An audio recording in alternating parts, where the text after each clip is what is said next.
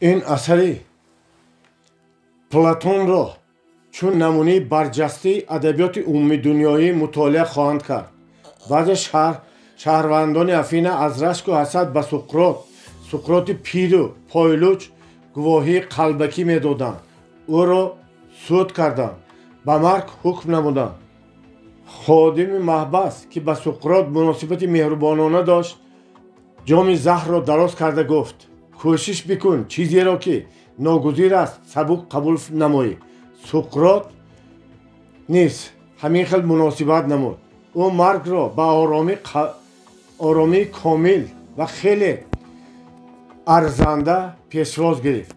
کوشش بکن چیزی را که ناگزیر است سبک قبول نمایی. این سخنان 399 سال پیش از سالشماری ما گفته شدند، ولی عالم پیر و همیشه پر از تشویش ما حاضر هم بیش از هر وقت به این سخنان احتیاج دارد. کوشش بکن چیزی را که ناگزیر است سبک قبول نمایی، به ناگزیری تن ده. باب دهم: تشویش و اضطراب خود محدود کننده گذارید.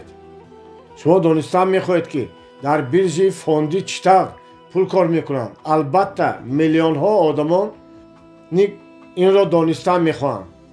اگر من هم میدانستم از این کتاب مبلغی گوش ناشنید به دست میآوردم. به هر حال ایده های با عقلانه وجود دارند که بعضی کارسازان چالاک آن را استفاده میبرند. این تاریخ را به من چارلز رابرتس، مشاور اوید به مبلغ گذاری، حکایه کرد. وقتی من اولین بار از تگزاس به نیویورک آمدم، در کیسه $25,000 داشتم که آنها را دوستانم داده بودند. من این مبلغ را باید به بیرژ فوندی میگذاشتم. آن وقت به من چنین مینمود که تمام راه و روش بیرژ را میدانم، ولی عاقبت کار تمام مبلغ را از دست دادم. اگر پولها از خودم می بودند این قدر به اضطراب نمی افتادم، گفت رابرت. ولی این پولهای دوستانم بودند. هرچند آنها آدمان سیر و پول بودند، از دیدارشان اکنون می هراسیدم، ولی برعکس چشم داشت آنها از من نرنجیدند. دیرتر فهمیدم که کورکورانه عمل نموده بودم، یعنی از روی شنید. اکنون به تحلیل خطاهای خود سر کرده قرار دادم که پیش از آن که به بیرژ فوندی مشغول شوم همه چیز به این عملیات علاقمند را باید آموزم. ثانی‌تر به مشهورترین بازیگر بیرژ برتون کاسل شناس گشتم. انیق میدانستم که این شخص که هر سال موفقیت کلان به دست می آورد و انیق میدانستم که موفقیت های او تنها برای کار وابسته نیست، چیز بسیاری را می آموزم. او به من یک چند سوال اویدی به کار بارم داد. سپس روند اساسی عملیات بیرژوی را آموزم. گفت که خود او هر باره در هر عملیات بیرژوی اشتراک میکند. محدود کننده ضرر میگذارد. اگر یک دسته اکسیه را $50 خریدار کند، محدود کننده ضرر را در حدود $45 میگذارد. این چنین معنا دارد اگر اکسیه های بیرژ در حدود $5 پس فرآید، خود به خود فروخته می شود. همین طریق باخت در حد $5 محدود می شود. پیش از همه ادامه داد کاسل: شما باید کارهای بیرژوی خود را با عقلانه تر تشکیل دهید. در این صورت 10، 25 و حتی ممکن است تا 50 حد فایده بینید. خلاصه باخت خود را در 5 حد محدود کرده می توانید در زیاده از نصف آن خطا کنید و اساساً پول بسیاری را صاحب می گردید. من در این روند را از خود نموده تا حاضر استفاده می برم. به همین طریق به من و مزاجم میسر گشت که پول زیادی را صرف نماییم. واقعا پرینسیپ محدود کننده ضرر را نه تنها در بیرژ بلکه در درس‌های دیگر ساحه‌های حیات نیز استفاده بردن ممکن است، ولی این محدود کننده را در نابرابری و رنج‌های هم نیز گذاشتن گرفتم آن تأثیری عالی‌جانبی گذاشت. مثلا من بسیار وقت با دوستان مصلحت میکردم که یک جایه ناشتا میکنیم ولی او خیلی کم در وقت تعیین شده میومد. پیشتر از این عصبانی شده میرنجم. اکنون من محدود کننده گذاشته به او فهموندم. گوش بکن بیل، محدود کننده من برای تو 10 دقیقه، اگر 10 دقیقه دیر مانی عهد ما درباره این ناشتای یک جایه برهم میخورد و من تو را دیگر انتظار نمیشوم. ای خدا، چرا تو چند 10 ساله پیش در عقلم جا نکردی که در سراسیمگی های خود، خصلت خود، کوشش های حق برآوردن های خود، افسوس خوری های خود، شدت عصب های خود محدود کنندگی گذارم؟ برای چی؟ به من عقل سالم را کفایت نکرد و که هر لحظه به آرامی روحی من خلل آور را به خودم و به خود بگویم گوش کن دیل کارنگی، در این بابت لازم است که فلان قدر نه یگان دقیقه از اون زیادتر تشویش کشید. برای چی من این کار را نکردم؟ به هر حال باید خود را برای آن عقل سالم که یک بار فرمودم تحسین کنم. این حالت خیلی جدی من وقتی تمام امید و آرزوی من چون خانه کاغذی پچق میشد رخ داد. وقتی که 39 سال من از 30 گذشته بود، من نیت داشتم حیاتم را صرف نوشتن رمان ها سازم. نیت داشتم مثل فرانک نوریس یا جک لندن ادیب مشهور شوم. قرار من درباره نویسنده کسبی شدن چنان جدی بود که 2 سال حیاتم را در اروپا گذراندم برای آنکه در اینجا جنگ یکم جهان دائم اصلاحات پول میگذشت و آسانکک زندگی کردن ممکن بود. این 2 سال در بالای اثری مهمترینم طوفان برفی کار میکردم. سرلوحه رمان موافق بود چون که ناچنان کاری مرا و چنین سردی قبول نمودند که گویا به بالای سرشان طوفان برفی فرو افتاده باشد. وقتی فهمیدم که اثرم کار نمیآید و من حقیقتا مهارت نویسندگی ندارم، قریب بود دلم از کار ماند. از اتاق کاری آن شخصی که این گپ را گفت با صد از آب بیرون شدم و گویا به سرم کلتق خورده باشم. همه جا را خیره میدیدم. من شخص شده بودم. با وجود این فهمیدم که در چهارراهی حیاتی ایستادم. باید به یگان قرار بیایم. چی باید کرد؟ کدام جاده را پیش گیرم؟ برای آنکه به این سوالها جواب یابم هفته ها سپری شدم.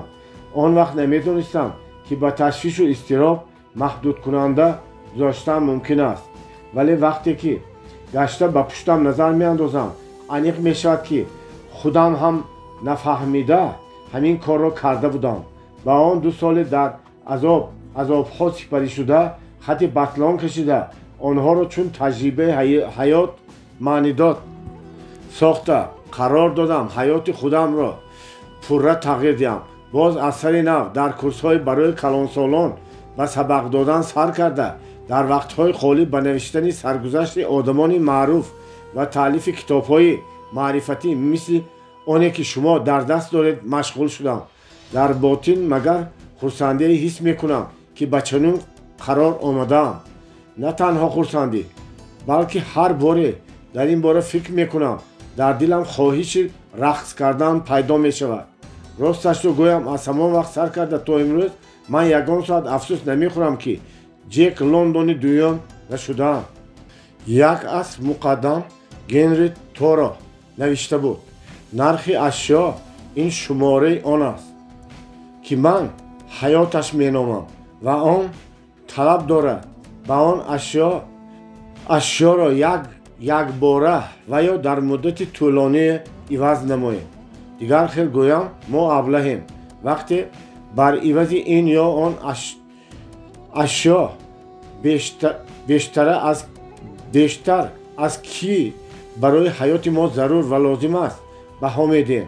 عیناً همین خیر عمل نمودن گیلبرت و سالیوان. آنها میتوانستند که سرود و آهنگ‌های ذوق‌آور ایجاد نمایند و حیاتشان ذوق‌آور نبود. онҳо оперетаҳои олиҷанобе навиштанд, вале ҳаёти худро идора карда наметавонистанд.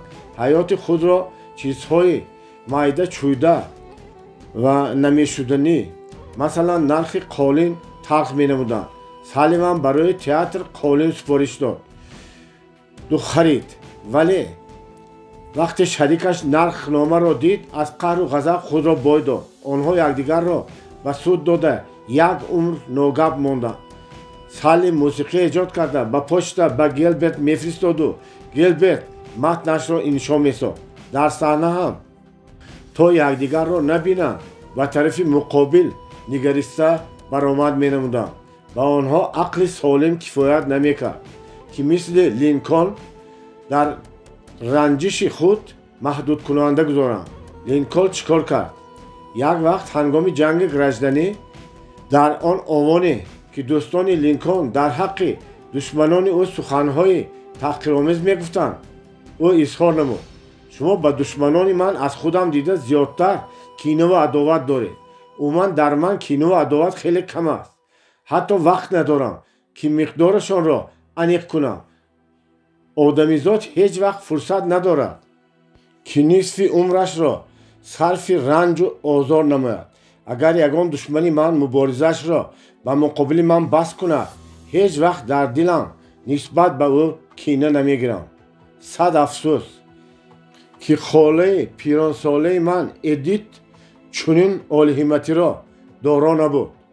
ӯ ҳамроҳи тағоям Фрэнк дар фермаи вайрона заминаш камҳосил зиндагӣ мекарданд ва тағоямро аз тарс афзудани нарху наво лозим меомад, ки ҳар як сентро сарфа намояд. Эдит бошад баръакс пардаворӣ ва дигар чизҳои барои рӯзгор лозима хариданро дӯст медошт, то хонаи фурӯрафта истодаашонро каму беш зебу ороиш бидиҳад. тағоям пинҳонӣ аз фурӯшанда Ден Эвес илтимос кард, ки аҳволи иқтисодияшон бад аст, ба зани ӯ ба тариқи кредит фурӯхтанро бас кунад. холаам аз огоҳӣ ёфта ба қаҳру ғазаб омад. қаҳру ғазаби ӯ тӯли 50 сол паст нашуд. бо гӯшҳои худ шунидам, ки вақте сину соли ӯ аз 80 гузашта буд, инро ҳикоя мекард. як бор ба ӯ гуфтам: хола, ҳақиқатан ҳам тағоям кори хуб накард, вале тӯли ним аср шикоят карда гаштан аз кори ӯ аз ин ҳам бадтар будагист. вале суханони ман ба ӯ ягон таъсире накарданд, гӯё бо моҳ гап зада бошам. боре вақте Бенҷамин Франклин 7 сола буд ва ин вақт як хатое кард, ки 70 сол онро аз хотир бароварда наметавонист. дар 7 солагӣ дар замири ӯ хоҳиши ҳуштахарӣ пайдо мешавад ва ба мағоза рафта тамоми тангаҳои мисинеро, ки дар киса дошт, рӯи пештахта гузошт. ӯ нархи ҳуштагро намедонист. вақте ба хона омад, бародарону апаҳояш гуфтанд, ки барои ҳуштаг аз нархаш зиёдатӣ пул додааст ва ба ҳолаш хандиданд. аз алам гирист. чанд сол баъд, вақте ки Франклин шахсияти хеле маъруф, сафири Штатҳои Муттаҳидаи Америка дар Франсия буд, ба хотир овард, ки он вақт ҳуштаг ба ӯ аз қаноатмандӣ дида бештар ранҷишу озорро оварда буд ва охири охирон ин кор ҳарчанд он қадар ҳам арзише надошт, барои ӯ сабақе шуд. вақте ман калонсол шудам, ҳикоя мекунад ӯ, ба одамони бисёре вохӯрдам, ки барои ҳуштаки худ хеле пули зиёд додам. ман ба хулоса омадам, ки бисёр бадбахтии одамон ба арзиши нодуруст мондан ба дараҷаи аҳамиятнокии ин ё он ашёи ҳаёт вобаста аст ва онҳо барои ҳуштагҳои худ аз муқаррарӣ зиёдтар пул медиҳанд. Гимберт ва Салливан барои ҳуштаки худ аз муқаррарӣ хеле зиёд пул доданд. ин ба холаам Эдит ва ба худи Дейл Карнеги низ дахл дорад. ман пурра боварӣ дорам, ки яке аз сирҳои асосии оромии рӯҳӣ ин дуруст додани баҳо ба ашёҳост. ман гумон мекунам, ки агар ба ашё ва аҳамияти онҳо барои ҳаёт дуруст баҳо медодем, он вақт 50% ташвишу изтиробамон барҳам мехӯрд. Инак агар хоҳед ки ба одати ба ташвиш афтодан ғолиб оед, ҳанӯз ки шуморо мағлум накардааст, қоидаи панҷумро риоя кунед. ҳангоме ки дар шумо майли якравӣ барои кори бефоида пайдо мешавад, 3 суолро аз худатон пурсед. Якум, он чизе ки маро ба ташвиш меорад бароям чӣ қадар аҳамият дорад? Дуюм, то кадом соат ман ба он маҳдудкунанда гузорам, то аз хотир фаромӯш кунам. Сеюм, барои ҳуштак чӣ қадар бояд пул дод? Нисбат ба нархи аслияш қимматтар надодам оё? Боби 11. аррамайдаҳоро арра накунед. вақте ман ин сатҳро менависам, метавонам аз тиреза ба берун нигариста изҳои аждаҳоро бинам, ки дар санги калоне нақш ёфтанд. ин изро ман аз музеи Пибоди университети Йел харидам ва боз мактубе ҳам дорам, ки тасдиқ мекунад, ки он 180 миллион сол муқаддам гузошта шудаанд. ҳатто аблаҳтарин одами дунё ҳам ба гӯшии хотир намеорад, ки 180 миллион сол қафо гашта ин изҳоро тағйир диҳад. вале боз аблаҳтар фикр он аст, ки мо ба ташвишу изтироб биёем, ки 180 сония қафо гашта наметавонем, то чизеро ки рӯй додааст тағйир диҳем. бисёриҳо айнан чунин рафтор мекунанд. ҳақиқатан ҳам натиҷаи он воқеаро, ки 180 сония қабл рӯй додааст, боз шояд тағйир дода тавонем. вале аниқ аст, ки худи воқеаро ҳеҷ вақт қафо гардондан мумкин нест. дар дунё фақат як воситаи аз гузашта фоида дидан аст. оромона онро таҳлил карда аз хатогиҳояш сабақ гирифтан, сипас пурра фаромӯш кардан лозим аст. ман аниқ кардам, ҳақиқатан ҳам ҳамин хел аст. вале оё ҳама вақт ақл ва мардонагиамон кифоят мекунад, ки ин гуфтаҳоро ба амал татбиқ намоем? барои он ки ба ин суол ҷавоб гӯям, ба ман иҷозат диҳед, ки як воқеаи фавқуллодаро, ки чанд сол пеш рӯй дода буд, ҳикоя кунам. ҳамин хел шуд, ки $300,000 ки доштам, гӯё ба ҳаво партофта бошам, ягон сент фоида надида аз даст додам. воқеа чунин аст. қарор додам дар миқёси хеле бузург курсҳои омӯзишии калонсолонро ташкил намоям. барои ин дар шаҳрҳои гуногун кушодани филиалҳои курс, ташкили реклама ва ғайраҳо ягон хароҷотро дариқ намедоштам. худам бошам он қадар ба таълиму тадрис машғул будам, ки на вақт ва на хоҳиш доштам то ба танзими маблағ машғул шавам. бисёр соддагӣ карда намефаҳмидам, ки ба ман як ёрдамчие лозим аст, ки хароҷотҳоямро боақлона сарварӣ кунам. оқибат баъди 1 сол ман ҳақиқати тааҷҷубовар ва ҳушёркунандаро дарк намудам. фаҳмидам, ки хароҷоти бебаркашам ягон сент фоида наовардааст. акнун дар пешам ду роҳ буд. якум, бояд ақли солимро кор фармуда, чун ҷорҷ вашинг карвер, олими зангӣ, ки ҳангоми муфлисшавии бонк $40,000 маблағи дар тамоми он ҷамъовардаашро аз даст дода рафтор мекардам. вақте ки аз ин олим пурсидааст, ки аз муфлисшавӣ хабар дорад, ҳа шунидам, гуфта боз оромона хондани лексияшро давом додааст. ӯ ин бохтро аз хотираш пурра берун сохта, дигар ҳеҷ гоҳ ба хотир наовардааст. дуввум, хатогии худро таҳлил намуда, аз он барои тамоми ҳаёти минбаъдаам сабақ мегирифтам. росташро гӯям, на инашро кардаму на онашро. ба ҷои ин ба ташвишу изтироб афтодам. моҳҳои дароз дар ҳолам мушаввашу хотирӣ будам. хобу роҳатамро гум кардам. харобу лоғар шудам. ба ҷои он ки аз хатоҳо сабақ гирам, дуюмбора ба ин амал даст зада боз маблағ бой додам. дуруст, ки ин дафъа дар ҳаҷми хурдтар. ҳарчанд талх бошад ҳам, ман бояд ба ин аблаҳиям қоил шавам. баъди чандин даҳсолҳо ман фаҳмидам, ки ба 20 одам ёд додан осонтар аст, нисбати оне ки худат ёд бигирӣ. бисёр афсӯс, ки ба ман насиб набудааст, ки дар мактаби ба номи ҷорҷ вашингтон таҳсил карда аз ҷаноби Брендуайн, муаллиме, ки ален сандерс дарс додааст сабақ гирам. ҷаноби сандерс ба ман ҳикоя кард ки муаллими гигиена ҷаноби брендуай ба ӯ яке аз сабақҳои муҳимтарини ин ҳаётро додааст. ман ҳанӯз бача будам ки тамоили аз майда чӯйдаҳо ба ташвишу изтироб афтоданро доштам. ба хотир меорад ален сандерс, аз хатоҳое ки содир мекардам хеле ғам мехӯрдам. вақте ки имтиҳонҳои хаттӣ месупурдаму баҳоям ҳанӯз номаълум буд, тамоми шаб нохунҳоямро хоида дар тарсу ҳарос будам ки боз баҳои бад гирифта дар синфам мемонам. доимо ғам мехӯрдам ки фалон корро нодуруст намудам ва худамро мазаммат мекардам ки чаро ин тавр шуд, чаро фалон корро нодуруст кардам, фалон гапро хато гуфтам. як пагоҳӣ синфи мо қатор шуда ба лабораторияи илмӣ ки ҷаноби брендуай интизорамон буд ворид шудем. дар як кунҷи намоёни мизи кории ӯ шишаи шир меистод. мо ҷойҳои худро ишғол намуд карда бо тааҷҷуб ба шишаи шир менигаристем. ҳайрон будем ки шишаи шир ба дарси гигиена чӣ муносибате дошта бошад. ногаҳон ҷаноби брендуай аз ҷо бархоста шишаи ширро ба қуттии обрез ҳаво дод. шиша шикаст, шир рехт. муаллим бошад овоз ба дар кард. ғами шири рехтаро нахӯред. аз ду сар чизе ки аз даст рафт рафт.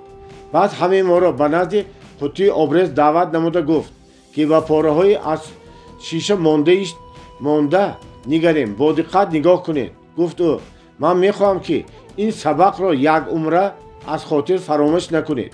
шир рехт, он дигар вуҷуд надорад. ягон ғаму ғусса хӯрдан, худро мазаммат кардан дигар наметавонад ки ҳатто як қатра ширро қафо гардонад. агар мо эҳтиёткор ва ба тадбир мебудем, метавонистем ки ширро нигоҳ дорем. акнун бошад дер шудааст. чизи ягона чизе ки аз дасти мо меояд, аз баҳраш бароем, фаромӯш кунем ва баъди ба дигар корҳоямон машғул шавем. ана ҳамин таҷрибаи хурдакар, гуфт ба ман ален сандерс, дуру дароз дар хотирам мондааст. геометрия ва забони лотиниро фаромӯш кардам, вале онро не. ҳақиқатан ҳам сабақи олиҷанобе будем. баъди ин кӯшиш мекардем ки ширро нарезонем, вале рафту шир рехт. кӯшиш мекардем онро пурра фаромӯш кунем. шояд баъзе хонандагон тамасхур кунанд ки дар атрофи як зарбулмасали оддӣ ва забонзада об ки рехт дигар бардошта намешавад, ин қадар гапи бисёр менависанд. ман медонам ки ин гапи оддист, маълум аст ва ҳаме онро ҳазорҳо бор шунидаем, вале боз ҳам инро ҳам медонам ки дар ҳар зарбулмасале хиради одамӣ маҳфуз аст ки дар тӯли қарнҳо шакл гирифтааст. ҳар зарбулмасал дар заминаи таҷрибаи бузурги ҳаётӣ пайдо шуда аз насл ба насл гузаштааст. агар шумо тамоми он чизеро ки олимони бузурги дунё дар ҳар асру замонҳо дар бораи ташвишу изтироб навиштаанд хонед, дар ягон ҷой хиратмандии амиқтаре аз он гуфта мешавад. аз кӯпруке ки ҳоло нарасидаӣ нагузар, яъне пеш аз муҳлат барои худ душворӣ наков ва аз шири рехта ғам нахӯред, намеёбед. агар мо ғуруғур намекардем ки забонзада шудан ва танҳо ҳамин ду зарбулмасалро ба ҳаётамон татбиқ менамудем, дигар ба хондану азбар кардани ин китоб эҳтиёҷе намемонд. ба ғайр аз ин ҳам ҳақиқатан мо зарбулмасалҳои халқиро амалӣ созем, ҳаётамон худ аз худ мукаммал мегардад. вале набояд фаромӯш кард, донистан ҳамон вақт ба қувват табдил меёбад ки амалӣ шавад. мақсади ин китоб ҳам нест ки шуморо аз навигарӣ огоҳ созад. мақсад он аст ки онеро ки медонед ба хотиратон овардан, шуморо ба амалӣ намудани он водор сохт ва талқин намудан ва татбиқи ҳақиқати ҳаёт аст. ман ҳамеша ба одамоне ки мисли Фред Фуллер Шед метавонанд зарбулмасалҳои кӯҳнаро با سخنهای نو با آب و رنگ شهردیان قائلم. او سردبیر مجله فیلادلفی بولتین بود. ولی او از خط کنندگان کالج پرسید کدامی از شما هیزم اره کرده؟ دست بردارید. بسیاری ها دست برداشتند. باز پرسید کی اره مایده رو اره کرده است؟ یگان کس. البته اره مایده رو اره کردن ممکن نیست. نیدا برآورد جناب شیخ، چونکه آن الکی اره شده است. انا همین خیر در مناسبت با گذشته نیست. وقتی از گذشته از واقعی که الکی به وقوع پیوسته است تشویش میکشید، مانند آن است که کوشش میکنید اره مایده ها را اره کنید. من از استاد مشهور بیسبال کونی مک که به 81 قدم میگذاشت پرسیدم که یگان وقت از بازی های باخته شده تشویش میکشید، به اضطراب میافتاد؟ ها چنین لحظه ها بودند، جواب داد او. ولی من از این ابلهی کیها خلاص خوردم. فهمیدم که از تشویش و اضطراب یگان فایده نیست. آخر آبی ریخته را برداشتن نمی شود کو. البته همین طور وقتی که این حکمت را به عمل تطبیق نسازید رویتان پرآجینگ شده در معده‌تان زخم ها پیدا می گردد. سال گذشته من همراهی باکسچی معروف جک جیمسی خوراک نصف روزی خوردیم. او درباره مسابقه حکایه کرد که عنوان چمپیونی را به تنی باخته بود. در مابین مسابقه حکایه کرد او ناگهان حس کردم که به موسفید تبدیل یافتم. در آخرهای دور دهم من همین قدر می توانستم که خود را روی پایهایم بزرگ نگاه دارم. رویم ورم سرخ و کبود، چشمانم بزرگ شده می شدند.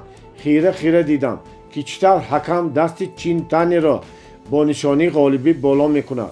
اکنون من دیگر چمپیون جهان نبودم. از نزد ازدحام گذشته با سر خم به حجره لباس عوضکنی رفتم. بعضی ها کوشش میکردند که به من دست رسانند. در چشمان دیگران قطره های اشک را میدیدم. 1 سال پس باز به تنین وا خوردم، ولی این هم بیفایده برآمد. حس کردم که زورم نمیرسد. از تشویش و اضطراب خود را به زور نگاه میداشتم، ولی خود به خود گفتم من هیچ وقت باید غم گذشته را نخورم. ضربه های حریف را مردانه‌وار قبول میکنم و به او امکانیت نمیدیم که مرا از پای افشاند. و حقیقتا هم خود را آن همین خیلی نگاه داشت. جک جیمسی چخیر گشته و برگشته تکرار میکرد از آن چی که گذشت غم نمیخورم. او به باخت تن داد، سپس آن را از خاطرش پره خط زد و دقتش را به تهیه نقشه های آینده جلب نمود. در برادوی طرفخانه جک جیمسی و در کوچه 57 هتل بزرگ شمالی را شد. با تشکیل مسابقه های باکسچیان و گذراندن مسابقه های نمایشی پرداخت. به کار خود چنان با یک دلگرمی مشغول بود که دیگر وقت و خواهش نداشت که از گذشتهش غم خورد و تشویش کشد. طول 10 سال آخر میگوید جک جیمسی نسبت به عنوان چمپیون شدنم خیلی خوب زندگی دارم. وقتی سرگذشت آدمان تاریخی و قصه های ترجمه حالی را میخوانم یا رفتار آدمان را در حالت های غیر مقرری نظارت میکنم، مرا مهارت یک قسم آنها که تشویش و فاجعه را خونسردانه پشت سر میکنند و باز خوشبختانه حیات به سر میبرند حیران میکند و به الهام میآورد. یک وقت به محبسی مشهور سینگ رفته. عجایبش در آن بود که چطور آدمانی در محبوسی بوده چون شخصان آزاد از زندگیشان راضی بودند. من این را در گفتگو با سربر محبس لوئیس قید نمودم. او حکایه کرد که وقتی جنایتکاران به محبس میافتند در دوره اول چنان قاعده درنجور و بیرحمند، ولی بعد چند ماه با عقل‌ترین آنها دیگر بدبختی خود را فراموش کرده به حیات این آنجا تن داده کوشش میکنند به آن مطابق شوند. لوئیس درباره یک محبوس باغبان حکایه کرد که سرودخوانان پشت دیوارهای بلند سبزوات و گل پرورش میکنند. البته این نسبت به بسیار از ما در زندگی عقل سالم را کار میفرمود. البته بسیاری ما خطا و رفتار ناجا صادر میکنیم. خیر چی که در دنیا بی خطا و عمر به سر برده است. حتی ناپلیون 31 مبارزه هایش را میباخته است. ممکن است حساب میانه باختی ما نیست از ناپلیون بهتر نباشد. کی میداند؟ هرچی هم باشد هیچ کس نه شاه و نه گدا نمیتواند که گذشته را برگرداند. اینک بیایید قاعده ششم را به خاطر داریم. اره ها را اره نکنید.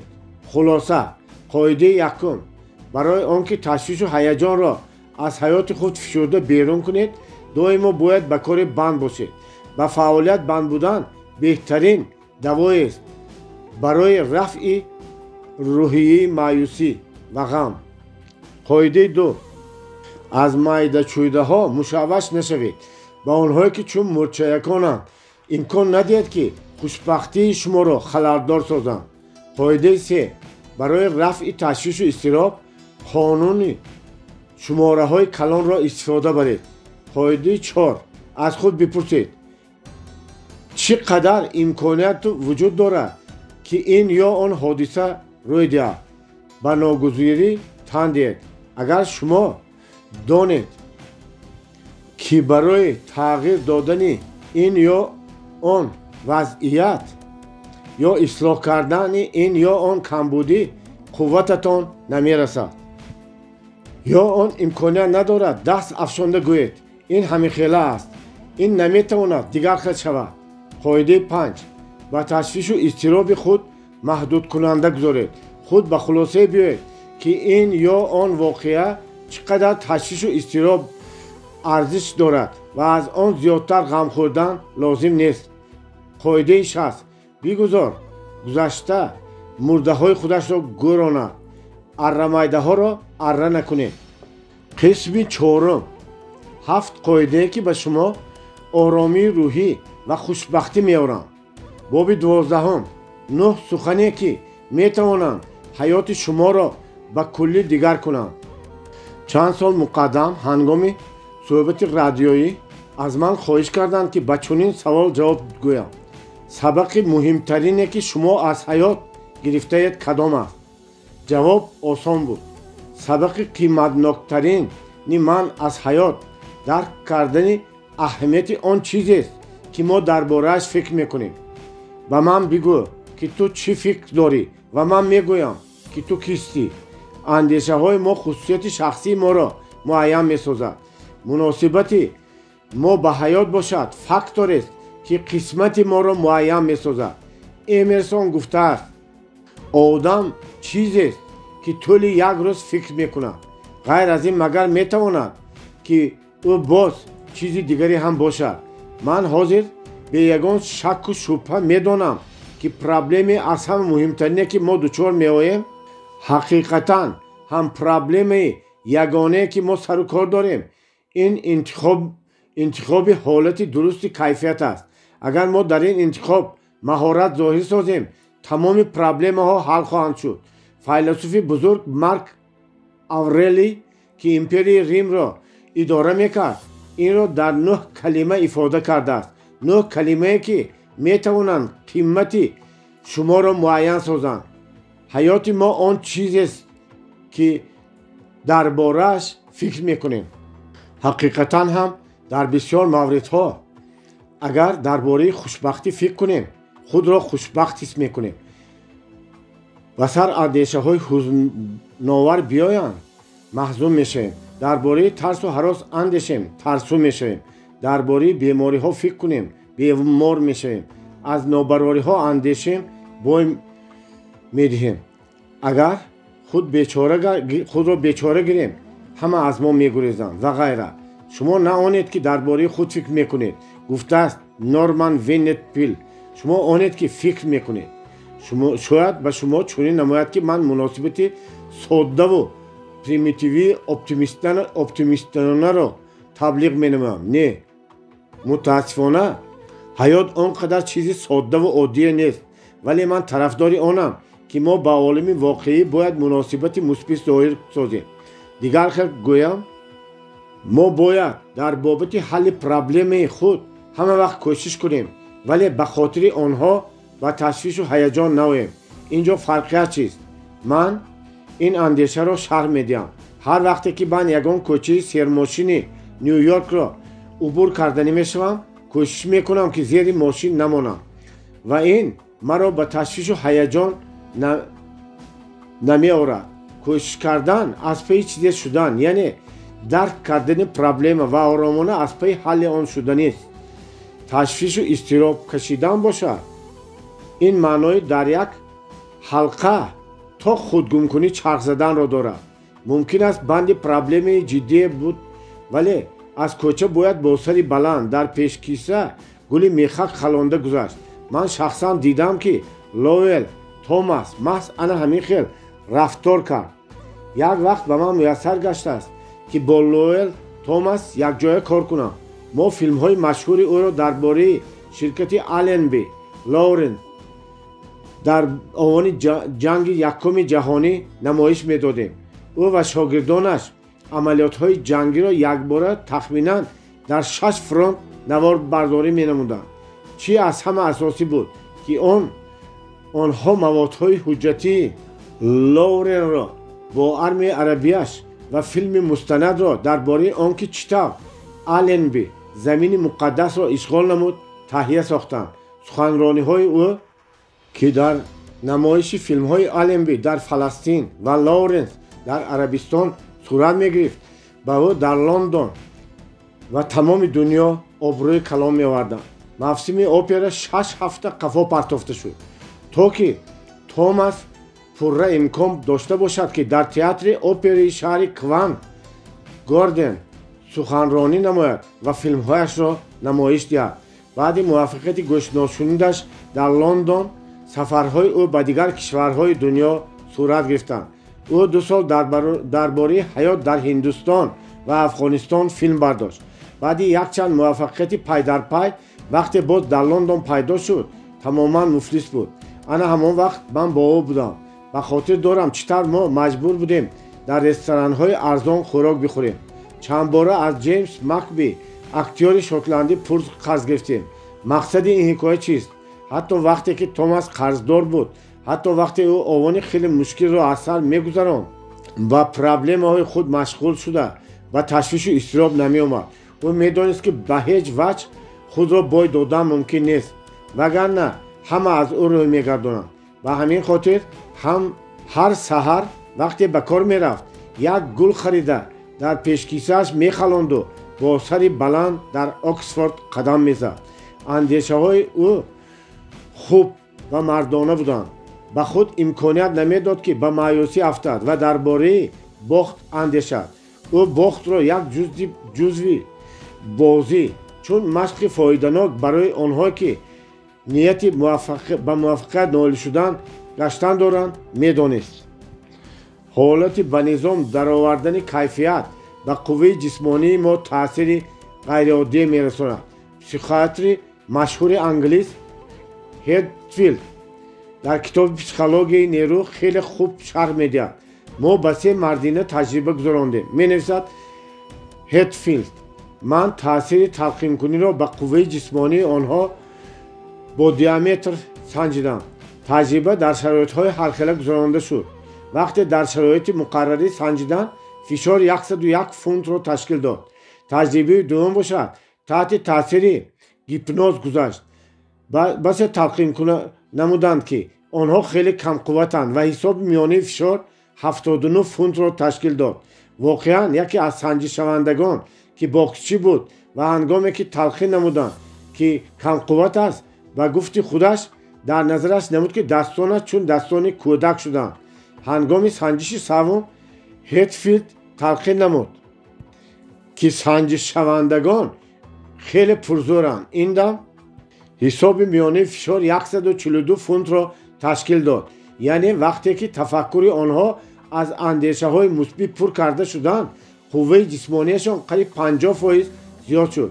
ана чунин аст қувваи ғайриоддии танзими кайфияти мо.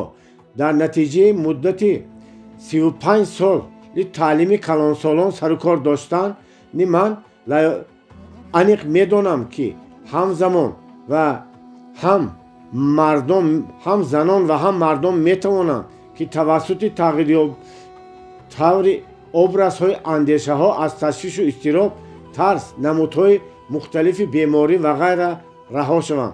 میدانم، انیق میدانم که صدها بار این خیلی حادثه های غیر عادی را مشاهده کردم. این خیلی حادثه ها را به درجه بسیار دیدم که آنها اکنون مرا به حیرت نمیآورند. من پوره باوری دارم که آرامی باطنی و ذوق زندگی ما به آن وابسته است که در کجاییم، در جمعیت چه رول و موقعی داریم، بلکه به آن وابسته است که کیفیت ما چگونه تنظیم شده است. شرایط بیرون قریب که به این یگان مناسبت ندارد. انا مثلا تاریخ حیات موسفید جان براون که برای ضبط کارخانه دولتی در شهر هارپرز فری و غلامان را به شورش دعوت کردنش به دار حکم کرده شده بود. او جانب دار به تابوت نشسته رفت. خادم محبس که در پهلوی می نشست به تشویش و هیجان افتاد، ولی براون آرام بود. وقتی که آنها از پهلوی کوههای بلو ریجی ویرگینی میگذشتند، موسفید ندا برآورد: عجایب منظره های زیبا! پیش من باری هم همین جاها را ندیده بودم. یا خود تاریخ رابرت فالکون سکوت و همراهان او، اولین انگلیس های که به قطب جنوبی پای مانده بودند. راه بازگشت برای آنها یکی از سنجش های دهشتناکترین بود. در قسمت آدمی سوزشواری و غذاییشان تمام میشد. آنها نمیتوانستند که یک قدم به پیش گذارند، چون که طوفان دهشتناک 11 شبانه روز این جانب هیچ خاموش نمیشد. شمال چنان شدتناک بود که حتی بارهای یخین را میشکست. سکات و همراهانش میدانستند که قسمت آنها مردن است و با خود افیون گرفته بودند تا که از عذاب جانکنی را سبک سازند. از این مواد اگر اندک زیادتر استعمال نمایی چنان خوابت میبرد که دیگر هیچگاه بیدار نمیشوی. ولی آنها از افیون استعمال نکردند، بلکه سرودخوانان جان دادند. ما این را از مکتوبی فداییشان که گروه جستجو کننده 8 ماه بعد این واقعه ها همراه جسدهای یخ بستهشان یافت فهمیدیم. اگر ما سرشار غلیان ایجادی، مردانگی و آرامی باشیم، میتوانیم که روی تابوت خود نشسته یا سرودخوانان سوی مرگ رفته از زیبایی های طبیعت بهره بریم. میلتون که عاقبت کور شد این حقیقت را 300 سال پیش درک کرده بود. عقل آدم خود آدم است و او میتواند دوزخ را به بهشت را به دوزخ تبدیل دهد. مناسبت ناپلیون و ایلن کولر به حیات درستی فکر میلتون را تصدیق میسازد. ناپلیون به همه آن چیزهایی که عادتاً به آدمیزاد در حیات برای آنها حرکت میکند، شان، دولت و بایگری نائل شده بود. ولی وقتی در جزیره یلنی ولی در بدرقه میزیست گفت: در حیات من اقلا 6 روز خوشبختی نبود. ولی ایلن کلر که هم کور و هم کار و گنگ بود تصدیق میکرد: حیات من عالی جناب است. شخصا من اگر در حیات نیم عصره هم چیزی را یاد گرفته باشم، آن است که به غیر خود ما یگان کس آرامی باطنی نمی آورد. اینجا من فقط سخنان عالی جناب امرسون را که در انتهای اسه باوری به خود آورده است تکرار میکنم: وقتی تو در مبارزه سیاسی غالب میایی، وقتی درآمد تو میافزاید، وقتی بیماری از خاندان تو شفا یافت، وقتی یگان واقعی خوشی دیگری روی داد، تو را حسیات خرسندانه فرا میگیرد و تو اندیشه میکنی که در پیش آوان عالی جناب انتظار است. به این باور نکن. هیچ کس به طینت تو خرسندی نمی آورد به غیر از خود تو. اپیکتت فیلسوف بزرگ باثبات آگاه کرده بود که به ما نسبت از آن ورم و زخم‌هایی که در بدنمان پیدا می‌شوند از فکرهای نادرست و باطلی در سرمان پیدا شده رها شدن مهمتر است. اپیکتت این سخنها را 12 عصر مقدم گفته بود ولی طب معاصر هم باید این را تصدیق نماید. دکتر کنبی رابینسون شرح داد که از 5 نفر بیماران بیمارخانه جان گاپکینز 4 نفرشان با بیماری هایی که سببشان شدتناکی حیات و هیجان است گرفتارند. هنگام التهاب ارگان ها نیز این مشاهده می شود. این بیماری ها گفته است و نتیجه به حیات و پرابلم های آن مطابق نشدن آدمان است. فیلسوف بزرگ فرانسه مونتن سخنان زیرین را شعار حیات خود قرار داده بود. آدمان نه از آنچه که روی می‌دهد بلکه از آن که به حادثه روی داده چگونه بها می‌دهند عذاب می‌کشند و بهای ما به آنچه که روی می‌دهد پوره به خودمان وابستگی دارد. من چرا در نظر دارم؟ شاید بپرسید که وقتی از تشویش و هیجان عذاب دارید عصب‌هایتان چون سیم ترنگ کشیده شدند و اندوه ها حاضر یا زمان پس میکنند. چخیر رویم می شود که از شما طلب بکنم که طرز اندیشرانیتان را به قوه ارادهتان تغییر دهید. بله من همین را طلب دارم و این هم هنوز همش نیست. نیت دارم که به شما نشان دهم که این را چطور باید کرد. برای این از جانب شما اندک حرکت و غیرت لازم می شود ولی کار عادی. ویلیام جیمز که اربابی برجسته پسیکولوژی عملی است بار چنین مشاهده کرد. چنین می شمارند که عمل نتیجه کیفیت است. در اصل باشد این هر دو از یکدیگر جدا نیستند. عمل خود را به اراده وابستگی پوره دارد. تنظیم نموده ما می توانیم کیفیت خود را نیز هرچند به آن وابستگی نیست به ترتیب درآوریم. دیگر خیر گوییم ویلیام جیمز چنین می شمارد که حسیات خود را در رو نمی توانیم با قوه اراده خود تغییر دهیم ولی عمل خود را تغییر داده می توانیم. اما وقتی عمل خود را تغییر دادیم حسیاتمان خود از خود تغییر می یابد. این خیر فرض کردیم شما محزونید میفهماند او هیچ وقت نمی توانید که یک بار خرسند شوید ولی وقتی با چهره شاد می نشینید حرکت می کنید گپ می زنید با تدریج روحیتان نیز دیگر شدن می گیرد. مگر این حله عادی حقیقتا هم کمک می کند؟ البته باور نکنید این را در خود بسنجید. پیش از همه شاد خرسندانه و از تمام دل و جان تبسم کنید. کتف‌ها را راست گیرید. چقدر نفس کشید. حتی اگر امکانیت باشد یگان سرودی را زمزمه کنید. اگر سرود خوانده نتوانید هشتگ کشید. هشتگ کشیده نتوانید زیر بینی غرغر کنید. انا آن وقت در رو میفهمید که ویلیام جیمز چرا در نظر داشت. آخر وقتی در روی نقاب آدمی خرسند را میکشید هیچ ممکن نیست که جسمان مایوس و محزون مانید. این یک جزء از اساسهای نه آنقدر زیادی حقیقت طبیعی است و امکان دارد در حیات شما معجزه به عمل بیارد. در کالیفرنیا من زنی را میدانم که اینجا نامش را نمیگیرم. این که اگر این همه را میدانست میتوانست در طول 24 ساعت از تمام بدبختی‌هایش رها یابد. راست که او پیر و بیوه است. حالت حقیقتا هم حزن‌آور ولی آیا کوشش به خرج میدهد که خود را خوشبخت و وانمود سازد؟ نه. وقتی از او میپرسی که او خود را چطور حس میکند جواب میدهد تشکر بد نه.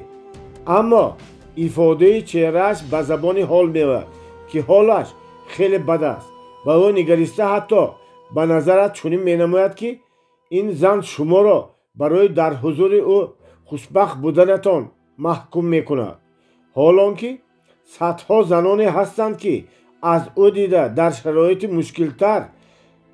мушкилтаранд. ӯро бошад шавҳараш маблағи боқӣ гузоштааст ки барои зиндагонияш мерасад. духтарони ба шавҳар баромадааш низ ҳама вақт тайёранд ӯро нигоҳубин кунанд, вале табассуми ин занро хеле кам медидам. баръакс доимо шикоят мекард ки ҳар се домодаш одамони хасису мағруранд. шикоят мекарду боз моҳҳои дарозро дар хонаи онҳо мегузаронид. доимо шикоят мекард ки духтаронаш барои ӯ чизе намехаранд, ҳолон ки худ ба қадри даркорӣ пул дошту боз пул ҷамъ менамуд. хулоса ҳам ҳаёти худ ва ҳам ҳаёти фарзандонашро заҳролуд месохт. ин хеле ҳузновар буд. охир агар худи ӯ мехост аз кампири бадбахту гизала ба шахси барои тамоми авлод шарифу маҳбубтаре табдил меёфт. такрор мекунам, ба шарте ки мехост. барои он ки ин тавр шавад, ба ҷои он ки аз ҳаёти ноҳинҷораш ғам мехӯрду ашк мерехт, бояд худро тавре идора мекард ки гӯё хурсанд аст ва ақрабои худро андак дӯст медошт. Энглерт аз Индиана ҳозир ҳам зинда аст, фақат аз он хотир ки ин сирре кашф кард. 10 сол муқаддам ӯ ба бемории махмалак скарлатина гирифтор шуд ва чун оқибаташ ба нефрит бемории гурда мубтало гашт. бале, духтурон зиёд ҳатто табибони халқӣ муроҷиат кард. бар замин дери нагузашта боз мушкилоти дигаре пеш омад. фишори хунаш баландтар гардид. вақте ба духтур рафт, фаҳмид ки фишораш аз 200 ҳам гузаштааст. хулоса ҳолаташ хеле мураккаб буду ва ба тартиб овардани корҳояшро оғоз намуд. ба хона баргашта ҳикоят мекунад ӯ, пеш аз ҳама аз назар гузарондам ки оё суғуртаи ҳаётам ҳисобӣ карда шудааст.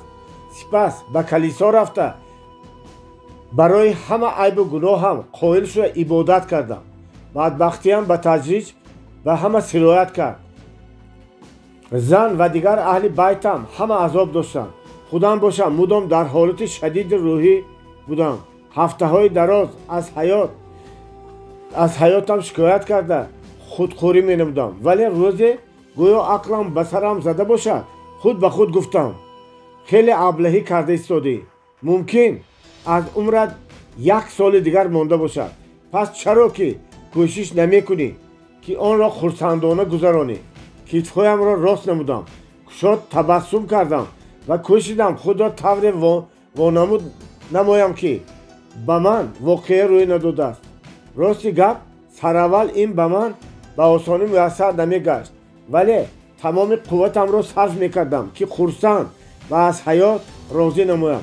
оқибат ин на танҳо ба аҳли байтам, балки ба худи ман ҳам кӯмаке расонд. дери нагузашта ман худро ҳақиқатан ҳам хуб ҳис мекардагӣ шудам, қариб то ба он дараҷае ки вонамуд менамудам. саломатиам ба тадриж хуб шуд ва ҳозир чанд сол пас аз он ки нияти гӯркуниамро доштам, ман на танҳо зиндаву тандурустам, балки фишори хунам ҳам паст шудааст. як чизро аниқ медонам, пешгӯҳии духтурон дуруст мебаромад.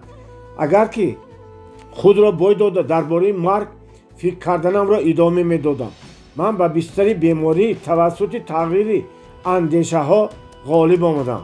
ин тавр ки бошад, агар ин одамро намуди хурсандонаву чеҳраи шод наҷот дода бошад, пас чаро мо ба худ имкон медиҳем ки маҳзуну маъюс бошем?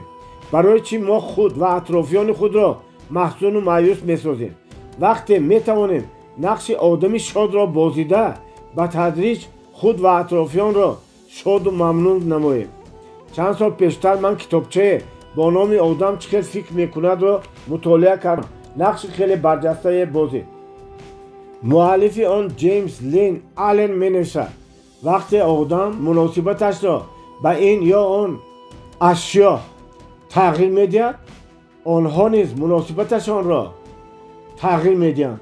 این البته و مناسبت بین همدیگری آدمان هم دخل دارد. قطعاً تغییر دادن اندیشه ها کفایت است که شرایط مادی حیات او در رو تغییر یابد. آدمان نه آن چیزی را به خود جلب میکنند که خودشان میخواهند، بلکه آن چیزی را که الهیات است و قسمت ما را معین میسازد و در خود ما محفوظند. هر چیزی را که آدم به آن موفق میشود نتیجه بی‌واسطه اندیشه های خود اوست. آدم میتواند بسبزد، غالب آید، با موفقیت ها نائل گردد. این همه تنها توسط بلند برداشتن سطح اندیشه هایش به دست می آید.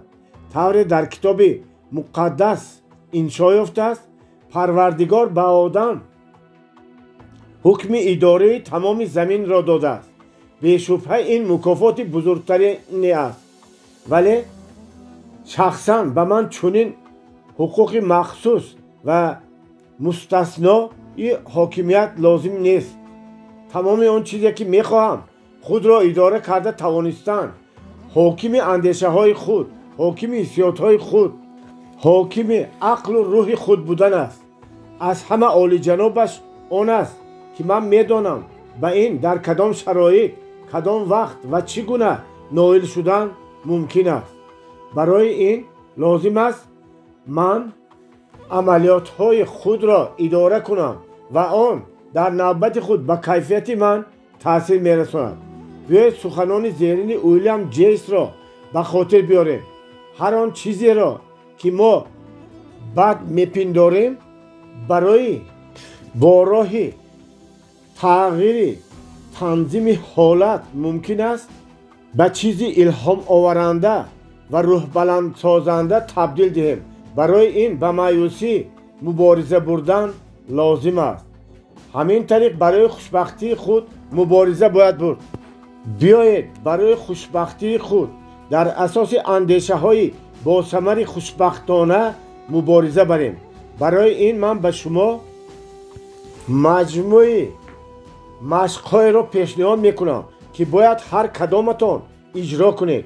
این مشق از همین روز سر کرده نام داشته آن حیات ما را خیلی به تنظیم می‌دارد. واقعاً آن حیات ما را خیلی به تنظیم می‌دارد. واقعاً این مشق را من هزارها نسخه نشر و پهن نمودم. مؤلف آن سابیلا پاتریچ به شمار می‌رود.